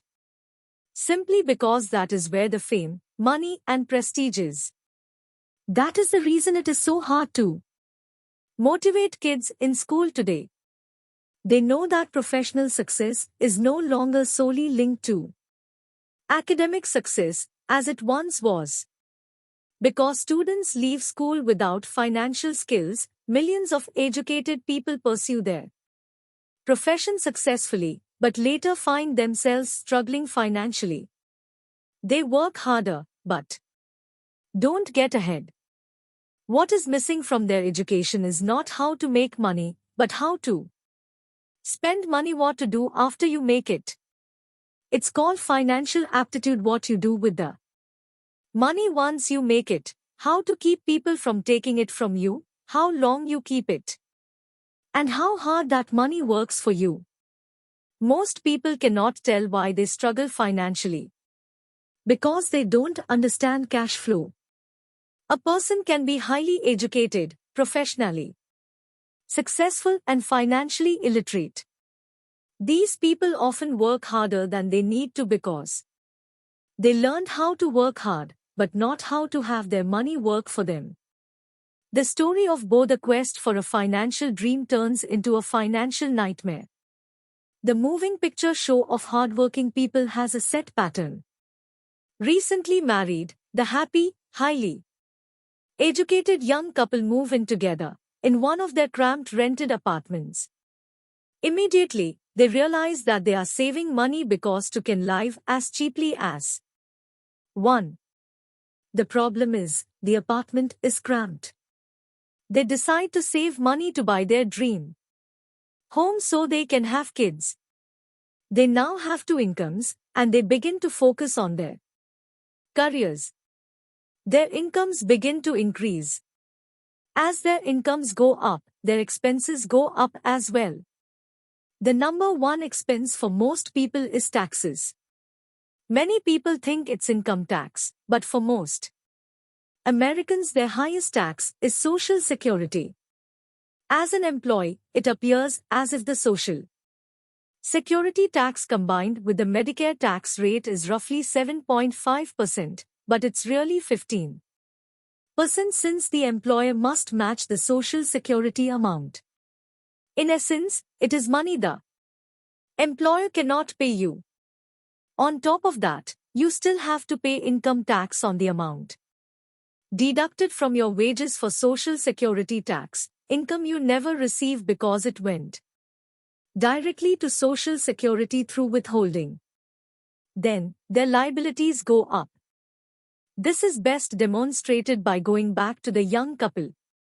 As a result of their incomes going up, they decide to go out and buy the house of their dreams. Once in their house, they have a new tax called property tax. Then, they buy a new car, new furniture, and new appliances too. Match, a new house.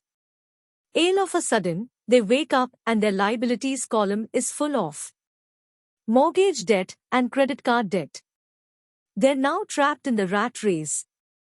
A child comes along. They work harder. The process repeats itself. More money and higher taxes, also called bracket creep, a credit card comes in the mail. They use it. It maxes out. A loan company calls and says their greatest asset, their home, has appreciated in value. The company offers a bill consolidation loan because their credit is so good and tells them the intelligent thing to do is clear off the high-interest consumer debt by paying off their credit card. And besides, interest on their home is a tax deduction. They go for it and pay off those high-interest credit cards. They breathe a sigh of relief. Their credit cards are paid off.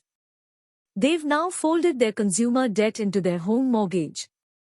Their payments go down because they extend their debt over 30 years. It is a smart thing to do.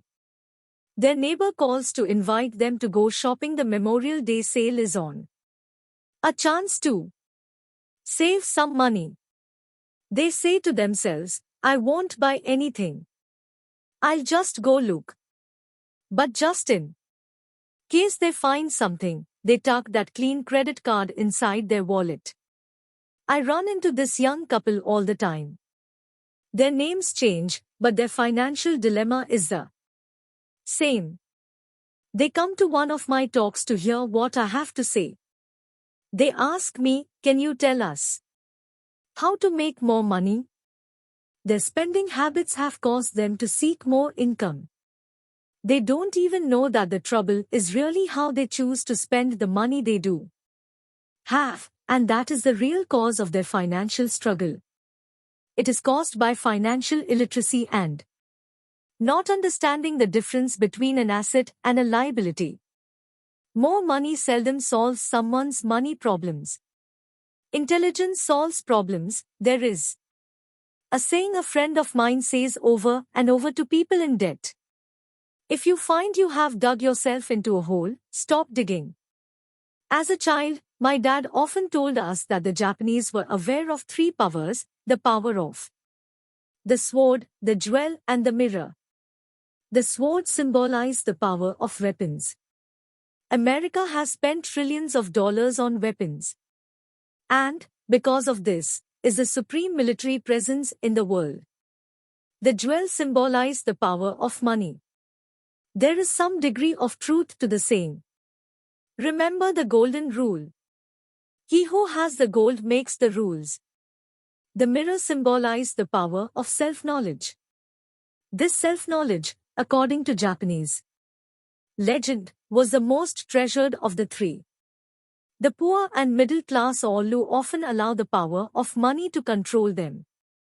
By simply getting up and working harder, Failing to ask themselves if what they do makes sense, they shoot themselves in the foot as they leave for work every morning. By not fully understanding Nayani, the vast majority of people allow the awesome power of money to control them. The power of money is used against them. If they used the power of the mirror, they would have asked themselves, does this make sense? All too often, instead of trusting their inner wisdom, that genius inside of them, most people go along with the crowd. They do things because everybody else does it. They conform rather than question. Often, they mindlessly repeat what they have been told. Ideas such as diversify or your home is an asset. Your home is your biggest investment. You get a tax break for going into greater debt. Get a safe job. Don't make mistakes. Don't take risks. It is said that the fear of public speaking is a fear greater than death for most people. According to psychiatrists, the fear of public speaking is caused by the fear of ostracism, the fear of standing out, the fear of criticism, the fear of ridicule, the fear of being an outcast. The fear of being different prevents most people from seeking new ways to solve their problems. That is why my educated dad said the Japanese valued the power of the mirror the most, for it is only when we as humans look into the mirror do we find truth. And the main reason that most people say play it safe one is out of fear. That goes for anything, be it sports, relationships, career, money. It is that same fear, the fear of ostracism, that causes people to conform and not question commonly accepted opinions or popular trends. Your home is an asset. Get a bill, consolidation loan and get out of debt. Work harder. It's a promotion. Someday I'll be a vice president. Save money. When get a raise, I'll buy us a bigger house. Mutual funds are safe. Tickle Me Elmo dolls are out of stock, but I just happen to have one in back that another customer has not come by for yet. Many great financial problems are caused by going along with the crowd and trying to keep up with the Joneses. Occasionally, we all need to look in the mirror and be true to our inner wisdom rather than our fears. By the time Mike and I were 16 years old, we began to have problems in school. We were not bad kids. We just began to separate from the crowd. We worked for Mike's dad after school and on the weekends. Mike and I often spent hours after work just sitting at a table with his dad, while he held meetings with his bankers, attorneys, accountants, brokers, investors, managers, and employees. Here was a man who had left school at the age of 13, now directing, instructing, ordering and asking questions of educated people. They came at his beck and call, and cringed when he did not approve of them. Here was a man who had not gone along with the crowd. He was a man who did his own thinking and detested the words, we have to do it this way because that's the way everyone else does it. He also hated the word can't. If you wanted him to do something, just say, I don't think you can do it. Mike and I learned more sitting at his meetings than we did in all our years of school, college included. Mike's dad was not school educated, but he was financially educated and successful as a result. He used to tell us over and over again, an intelligent person hires people who are more intelligent than they are. So Mike and I had the benefit of spending hours listening to, and in the process, learning from intelligent people. But because of this, both Mike and I just could not go along with the standard dogma that our Teachers preached, and that caused the problems. Whenever the teacher said, if you don't get good grades, you won't do well in the real world, Mike and I just raised our eyebrows. When we were told to follow set procedures and not deviate from the rules, we could see how this schooling process actually discouraged creativity. We started to understand why our rich dad told us that schools were designed to produce good employees instead of employers. Occasionally Mike or I would ask our teachers how what we studied was applicable, or we asked why we never studied money and how it worked. To the later question, we often got the answer that money was not important, that if we excelled in our education, the money would follow. The more we knew about the power of money, the more distant we grew from the teachers and our classmates. My highly educated dad never pressured me about my grades. I often wondered why. But we did begin to argue about money. By the time I was 16, I probably had a far better foundation with money than both my mom and dad. I could keep books. I listened to tax accountants, corporate attorneys, bankers, real estate brokers, investors, and so forth. My dad talked to teachers. One day, my dad was telling me why a home was his greatest investment. A not too pleasant argument took place when I showed him why I thought a house was not a good investment. The following diagram illustrates the difference in perception between my rich dad and my poor dad when it came to their homes. One dad thought his house was an asset, and the other dad thought it was a liability. I remember when I drew a diagram for my dad showing him the direction of cash flow. I also showed him the ancillary expenses that went along with owning the home. A bigger home meant bigger expenses, and the cash flow kept going out through the expense column. Today, I am still challenged on the idea of a house not being an asset. And one know that for many people, it is their dream as well as their largest investment. And owning your own home is better than nothing. I simply offer an alternate way of looking at this popular dogma. If my wife and I were to buy a bigger, more flashy house, we realize it would not be an asset, it would be a liability, since it would take money out of our pocket. So here is the argument I put forth. I really do not expect most people to agree with it because a nice home is an emotional thing. And when it comes to money, high emotions tend to lower financial intelligence. One knows from personal experience that money has a way of making every decision emotional. When it comes to houses, I point out that most people work all their lives paying for a home they never own. In other words, most people buy a new house every so many years, each time incurring a new 30-year loan to pay off the previous one. 2. Even though people receive a tax deduction for interest on mortgage payments, they pay for all their other expenses with after-tax dollars, even after they pay off their mortgage. 3. Property taxes. My wife's parents were shocked when the property taxes on their home went to $1,000 a month. This was after they had retired, so the increase put a strain on their retirement budget, and they felt forced to move. 4. Houses do not always go up in value. In 1997, I still have friends who owe $1 million for a home that will today sell for only $700,000.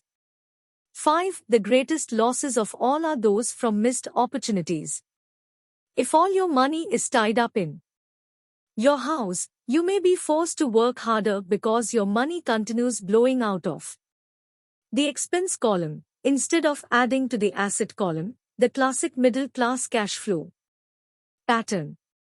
If a young couple would put more money into their asset column early on, their later years would get easier. especially as they prepare to send their children to college. Their assets would have grown and would be available to help cover expenses. All too often, a house only serves as a vehicle for incurring a home equity loan to pay for mounting expenses. In summary, the end result in making a decision to own a house that is too expensive in lieu of starting an investment portfolio early on impacts an individual in at least the following three ways. 1. Loss of time, during which other assets could have grown in value. 2. Loss of additional capital, which could have been invested instead of paying for high maintenance expenses related directly to the home. 3. Loss of education. Too often, people count their house, savings and retirement plan as all they have in their asset column. Because they have no money to invest, they simply do not invest. This costs them investment experience. Most never become what the investment world calls a sophisticated investor. And the best investments are usually first sold to sophisticated investors, who then turn around and sell them to the people playing it safe. I am not saying don't buy a house. I am saying understand the difference between an asset and a liability. When I want a bigger house, I first buy assets that will generate the cash flow to pay for the house. My educated dad's personal financial statement best demonstrates the life of someone in the rat race. His expenses seem to always keep up with his income, never allowing him to invest in assets. As a result, his liabilities, such as his mortgage and credit card debts, are larger than his assets. The following picture is worth 1,000 words. Educated dad's financial statement. Income equals expense. Asset less than liability. My rich dad's personal financial statement, on the other hand, reflects the results of a life dedicated to investing and minimizing liabilities. Rich dad's financial statement. Income greater than expense. Asset greater than liability. A review of my rich dad's financial statement is why the rich get richer. The asset column generates more than enough income to cover expenses, with the balance reinvested into the asset column. The asset column continues to grow and, therefore, the income it produces grows with it. The result being, the rich get richer. Why the rich get richer? Income tends to assets tends to more income, expenses are low, liabilities are low. The middle class finds itself in a constant state of financial struggle.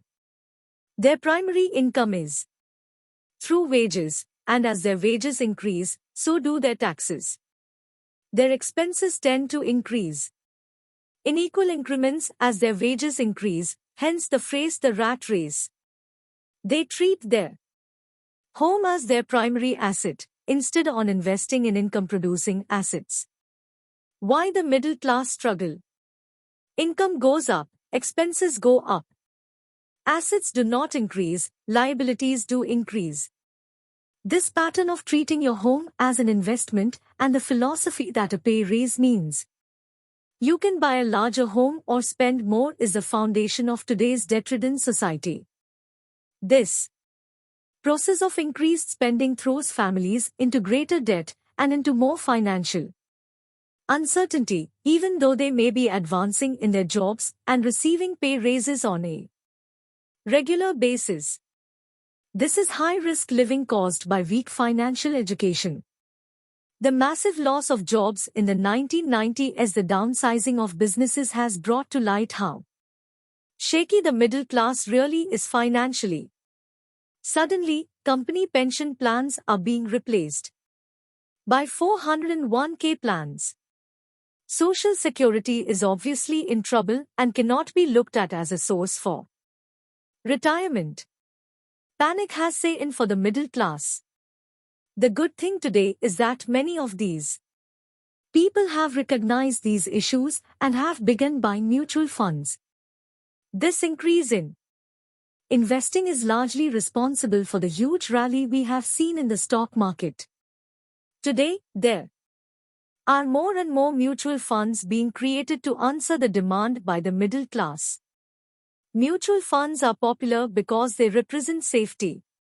Average mutual fund buyers are too busy working to pay taxes and mortgages, save for their children's college and pay off credit cards.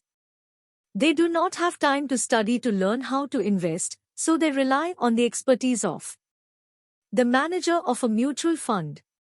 Also, because the mutual fund includes many different types of investments, they feel their money is safer because too is diversified. This group of educated middle class subscribes to the diversified dogma put out by mutual fund brokers and financial planners.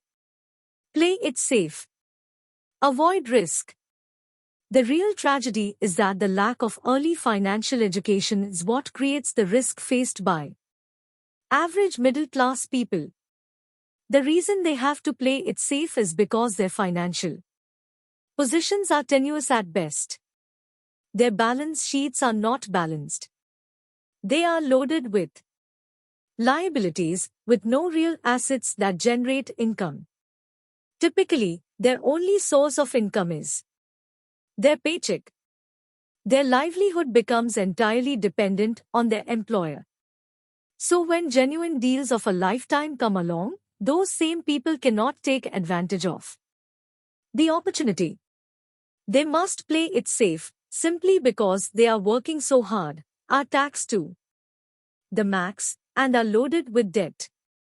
As I said at the start of this section, the most important rule is to know the difference between an asset and a liability. Once you understand the difference, concentrate your efforts on only buying income-generating assets. That's the best way to get started on a path to becoming rich. Keep doing that, and your asset column will grow. Focus on keeping liabilities and expenses down. This will make more money available to continue pouring into the asset column. Soon, the asset base will be so deep that you can afford to look at more speculative investments. Investments that may have returns of 100% to infinity. Investments that for $5,000 are soon turned into $1 million or more. Investments that the middle class calls too risky. The investment is not risky. It's the lack of simple financial intelligence, beginning with financial literacy, that causes the individual to be too risky. If you do what the masses do, you get the following picture. Income equal work for owner, expense equal work for government, asset equal none, liability equal work for bank.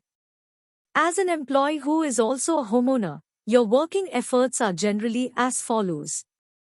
1. You work for someone else. Most people, working for a paycheck, are making the owner or the shareholders richer.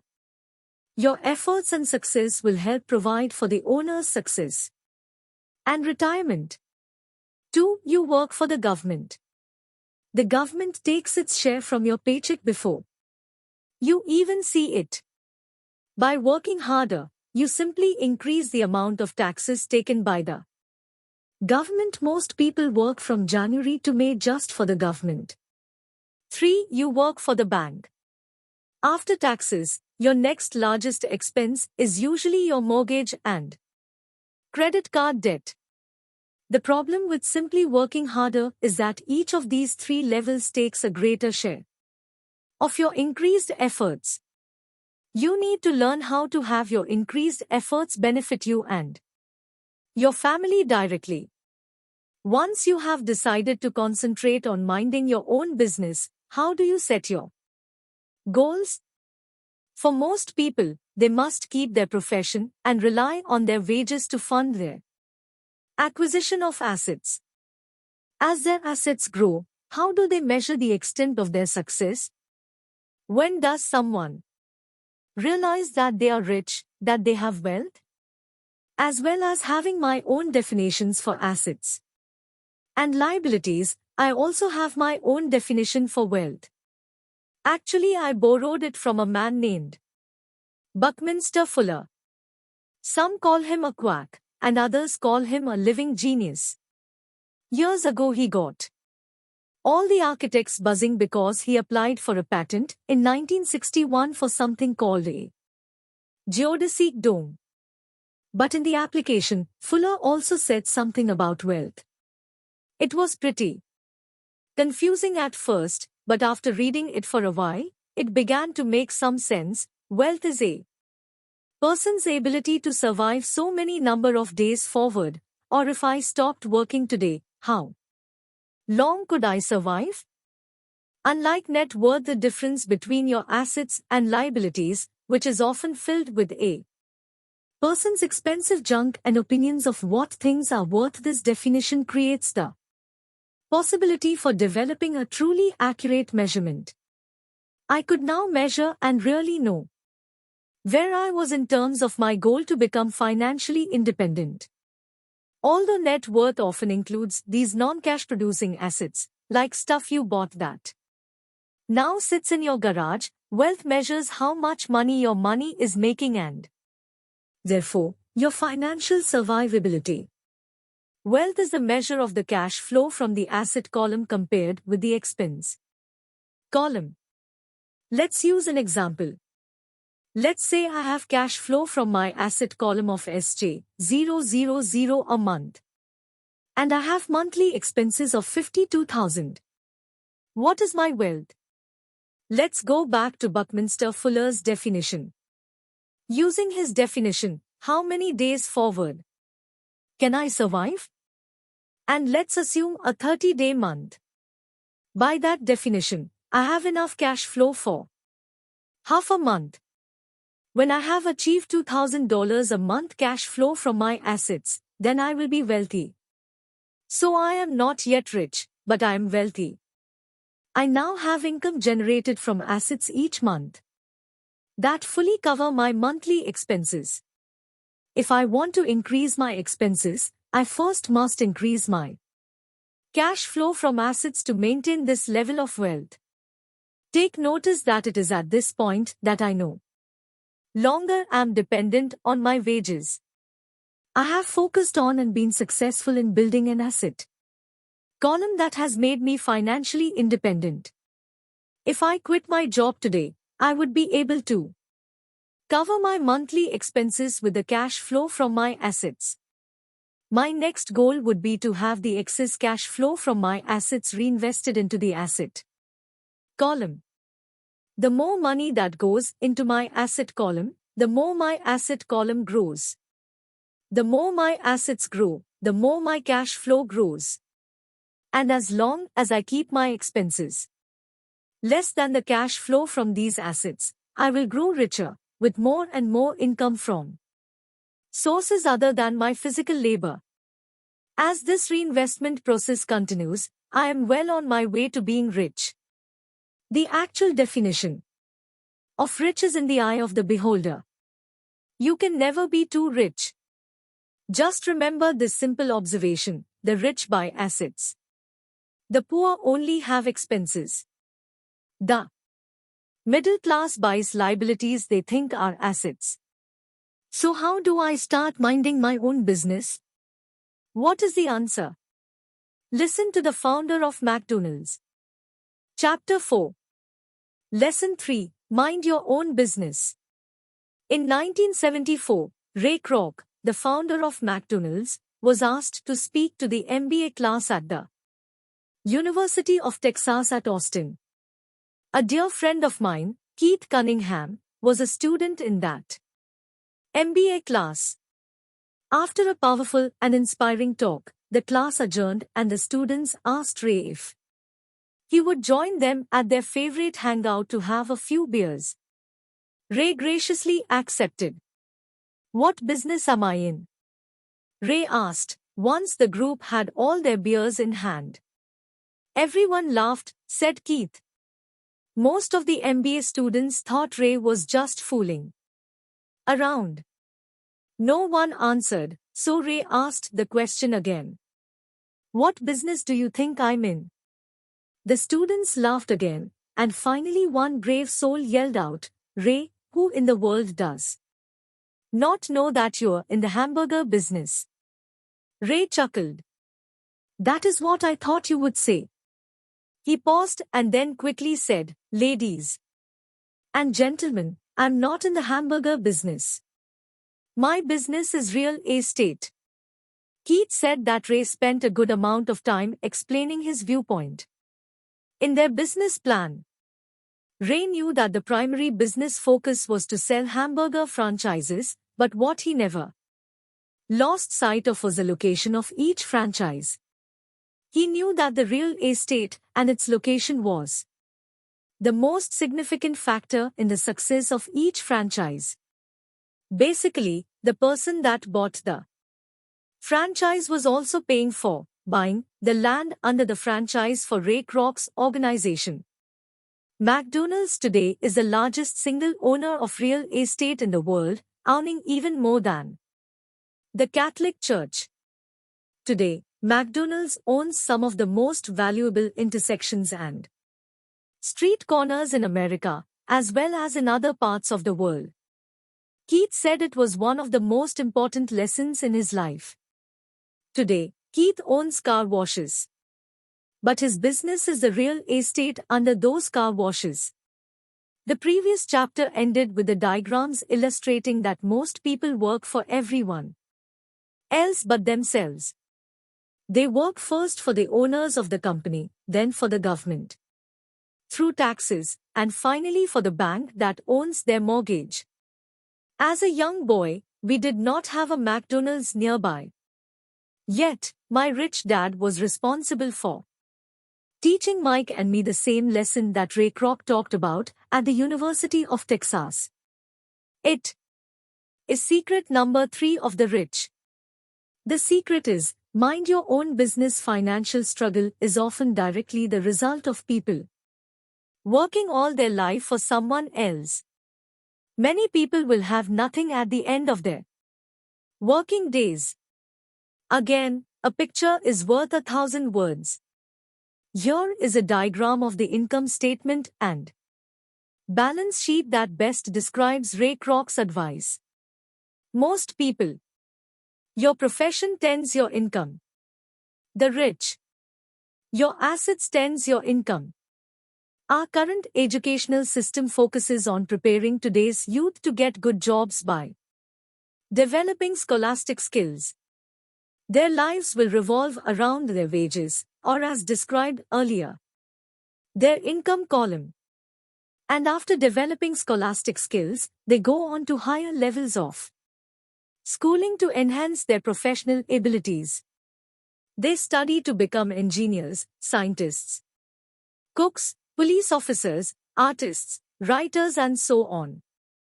These professional skills allow them to enter the workforce and work for money. There is a big difference between your profession and your business. Often I ask people, what is your business? And they will say, oh, I'm a banker. Then I ask them if they own the bank. And they usually respond, no, I work there. In that instance, they have confused their profession with their business. Their profession may be a banker, but they still need their own business. Ray Kroc was clear on the difference between his profession and his business. His profession was always the same. Me was a salesman. At one time he sold mixers for milkshakes, and soon thereafter he was selling hamburger franchises, but while his profession was selling hamburger franchises, his business was the accumulation of income producing real estate. A problem with school is that you often become what you study. So if you study, say, cooking, you become a chef. If you study the law, you become an attorney, and the study of auto mechanics makes you a mechanic. The mistake in becoming what you study is that too many People forget to mind their own business. They spend their lives minding someone else's business and making that person rich. To become financially secure, a person needs to mind their own business. Your business revolves around your asset column as opposed to your income column. As stated earlier, the number one rule is to know the difference between an asset and a liability, and to buy assets. The rich focus on their asset columns while everyone else focuses on their income statements. That is why we hear so often, "I need a raise. If only I had a promotion. I am going to go back to school to get more training so I can get a better job. I am going to work overtime. Maybe I can get a second job. I'm quitting in 2 weeks. I found a job that pays more." In some circles, these are sensible ideas. Yet, if you listen to Ray Kroc, you are still not minding your own business. These ideas all still focus on the income column and will only help a person become more financially secure if the additional money is used to purchase income-generating assets. The primary reason the majority of the poor and middle class are fiscally conservative rich means I can't afford to take risks is that they have no financial foundation. They have to cling to their jobs. They have to play it safe. When downsizing became the in thing low though, millions of workers vertical bar found out their largest so-called asset, their home, was eating them alive. Their asset, called a house, still cost them money every month. Their car, another asset, was eating them alive. The golf clubs in the garage that cost $1,000 were not worth $51,000 anymore. Without job security, they had nothing to fall back on.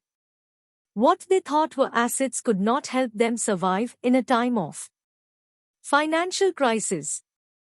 One assumes most of us have filled out a credit application for a banker to buy a house or to buy a car. It is always interesting to look at the net worth one section. It is interesting because of what accepted banking and accounting practices allow a person to count as assets. One day, to get a loan, my financial position did not look too good. So I added my new golf clubs, my art collection, books, stereo, television, Armani suits, wristwatches, shoes and other personal effects to boost the number in the asset column. But I was turned down for the loan because I had too much investment real estate. The loan committee did not like that one made so much money off of apartment houses. They wanted to know why I did not have a normal job with a salary. They did not question the Armani suits, golf clubs or art collection. Life is sometimes tough when you do not fit the standard profile. I cringe every time I hear someone say to me that their net worth is $1 million or $100,000 or whatever. One of the main reasons net worth is not accurate is simply because the moment you begin selling your assets, you are taxed for any gains. So many people have put themselves in deep financial trouble when they run short of income. To raise cash, they sell their assets. First, their personal assets can generally be sold for only a fraction of the value that is listed in their personal balance sheet. Or if there is a gain on the sale of the assets, they are taxed on the gain. So again, the government takes its share of the gain, thus reducing the amount available to help them out of debt. That is why I say someone's net worth is often worth less than they think. Start minding your own business. Keep your daytime job, but start buying real assets, not liabilities or personal effects that have no real value once you get them home. A new car loses nearly 25% of the price you pay for it the moment you drive it off the lot. It is not a true Asset even if your banker lets you list it as one. My $400 new titanium driver was worth $150 the moment I teed off. For adults, keep your expenses low, reduce your liabilities, and diligently build a base of solid assets. For young people who have not yet left home, it is important for parents to teach them the difference between an asset and a liability. Get them to start building a solid asset column. Before they leave home, get married, buy a house, have kids, and get stuck in a risky financial position, clinging to a job and buying everything on credit. I see so many young couples who get married and trap themselves into a lifestyle that will not let them get out of debt for most of their working years. For most people, just as the last child leaves home, the parents realize they have not adequately prepared for retirement and they begin to scramble to put some money away. Then, their own parents become ill and they find themselves with new responsibilities. So what kind of assets am I suggesting that you or your children acquire? In my world, real assets fall into several different categories. 1. Businesses that do not require my presence. I own them, but they are managed or run by other people. If I have to work there, it's not a business. It becomes my job. 2. Stocks. 3. Bonds. 4. Mutual funds. 5. Income-generating real estate. 6. Notes, loans. 7. Royalties from intellectual property such as music, scripts, patents. 8. And anything else that has value, produces income or appreciates and has a ready market. As a young boy, my educated dad encouraged me to find a safe job. My rich dad, on the other hand, encouraged me to begin acquiring assets that I loved. If you don't love it, you won't take care of it. I collect real estate simply because I love buildings and land. I love shopping for them. One could look at them all day long. When problems arise, the problems are not so bad that it changes my love for real estate. For people who hate real estate, they shouldn't buy it. I love stocks of small companies, especially startups. The reason is that I am an entrepreneur, not a corporate person. In my early years, I worked in large organizations, such as Standard Oil of California, the U.S. Marine Corps, and Xerox Corp. I enjoyed my time with those organizations and have fond memories, but I know deep down I am not a company man. I like starting companies, not running them. So my stock buys are usually of small companies, and sometimes I even start the company and take it public. Fortunes are made in new stock issues. And I love the game. Many people are afraid of small-cap companies and call them risky, and they are.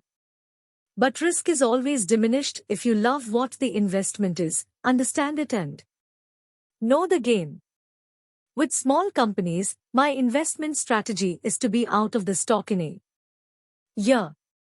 My real estate strategy, on the other hand, is to start small and keep trading the properties up for bigger properties and, therefore, delaying paying taxes on the gain. This allows the value to increase dramatically. I generally hold real estate less than 7 years. For years, even while I was with the Marine Corps and Xerox, I did what my rich dad recommended. I kept my daytime job, but I still minded my own business. I was active in my asset column. I traded real estate and small stocks. Rich Dad always stressed the importance of financial literacy.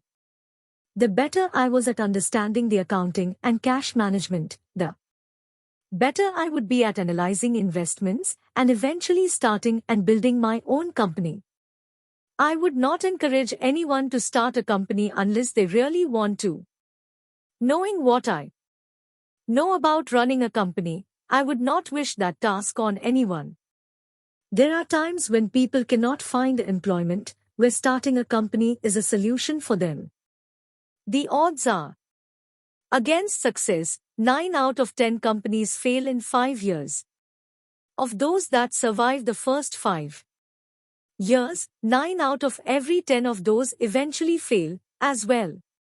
So only if you really have the desire to own your own company do I recommend it. Otherwise, keep your daytime job and mind your own business. When I say mind your own business, one mean to build and keep your asset column strong. Once a dollar goes into it, never let it come out. Think of it this way, once a dollar goes into your asset column, it becomes your employee. The best thing about money is that it works 24 hours a day and can work for generations. Keep your daytime job, be a great hardworking employee, but keep building that asset column. As your cash flow grows, you can buy some luxuries. An important distinction is that rich people buy luxuries last, while the poor and middle class tend to buy luxuries first.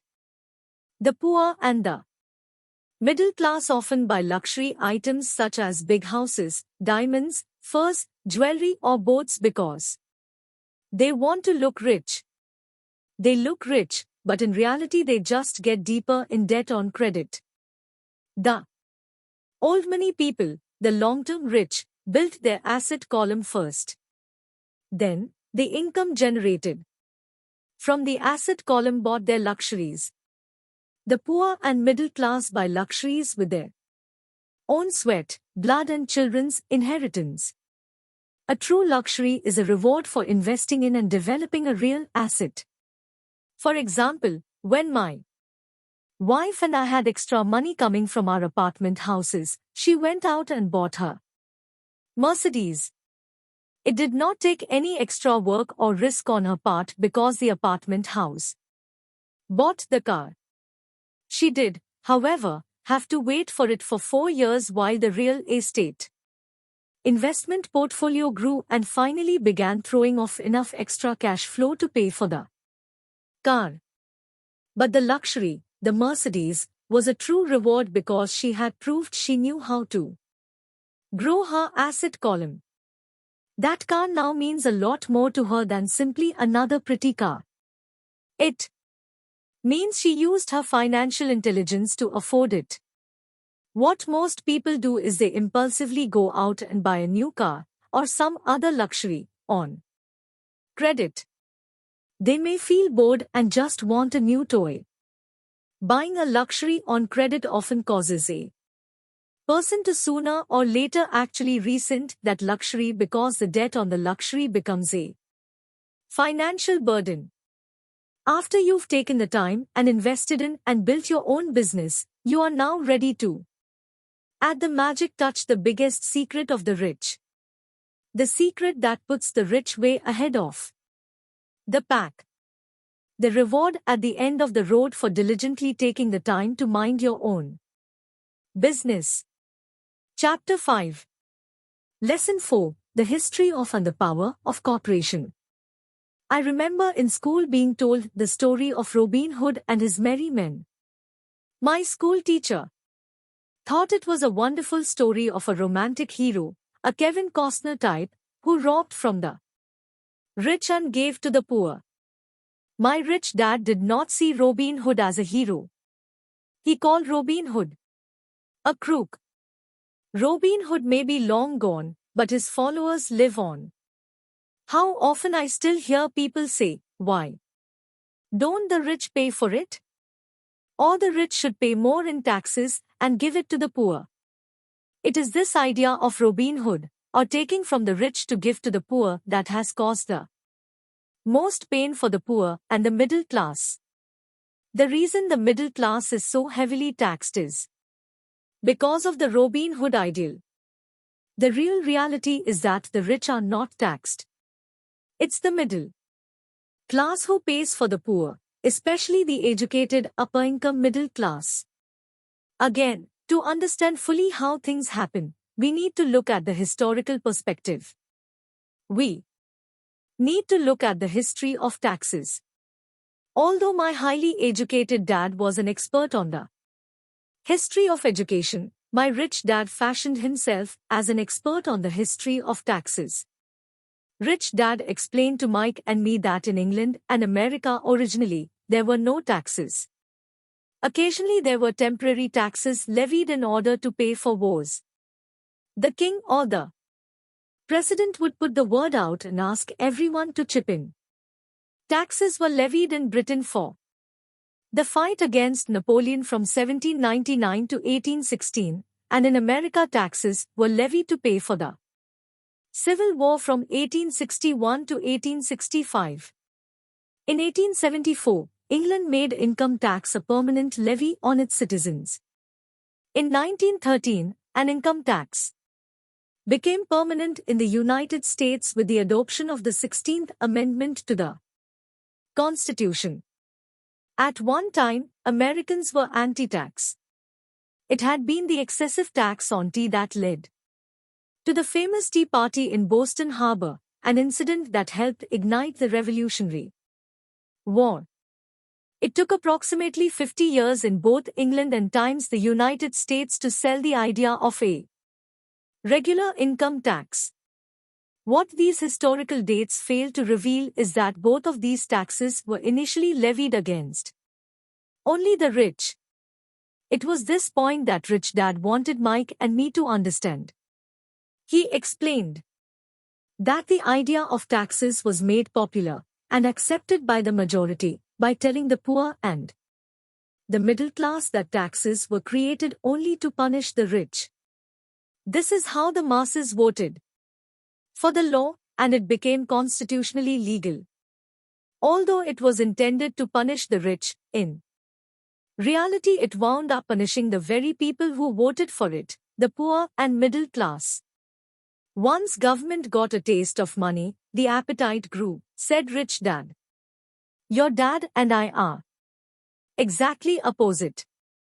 He's a government bureaucrat, and I am a capitalist.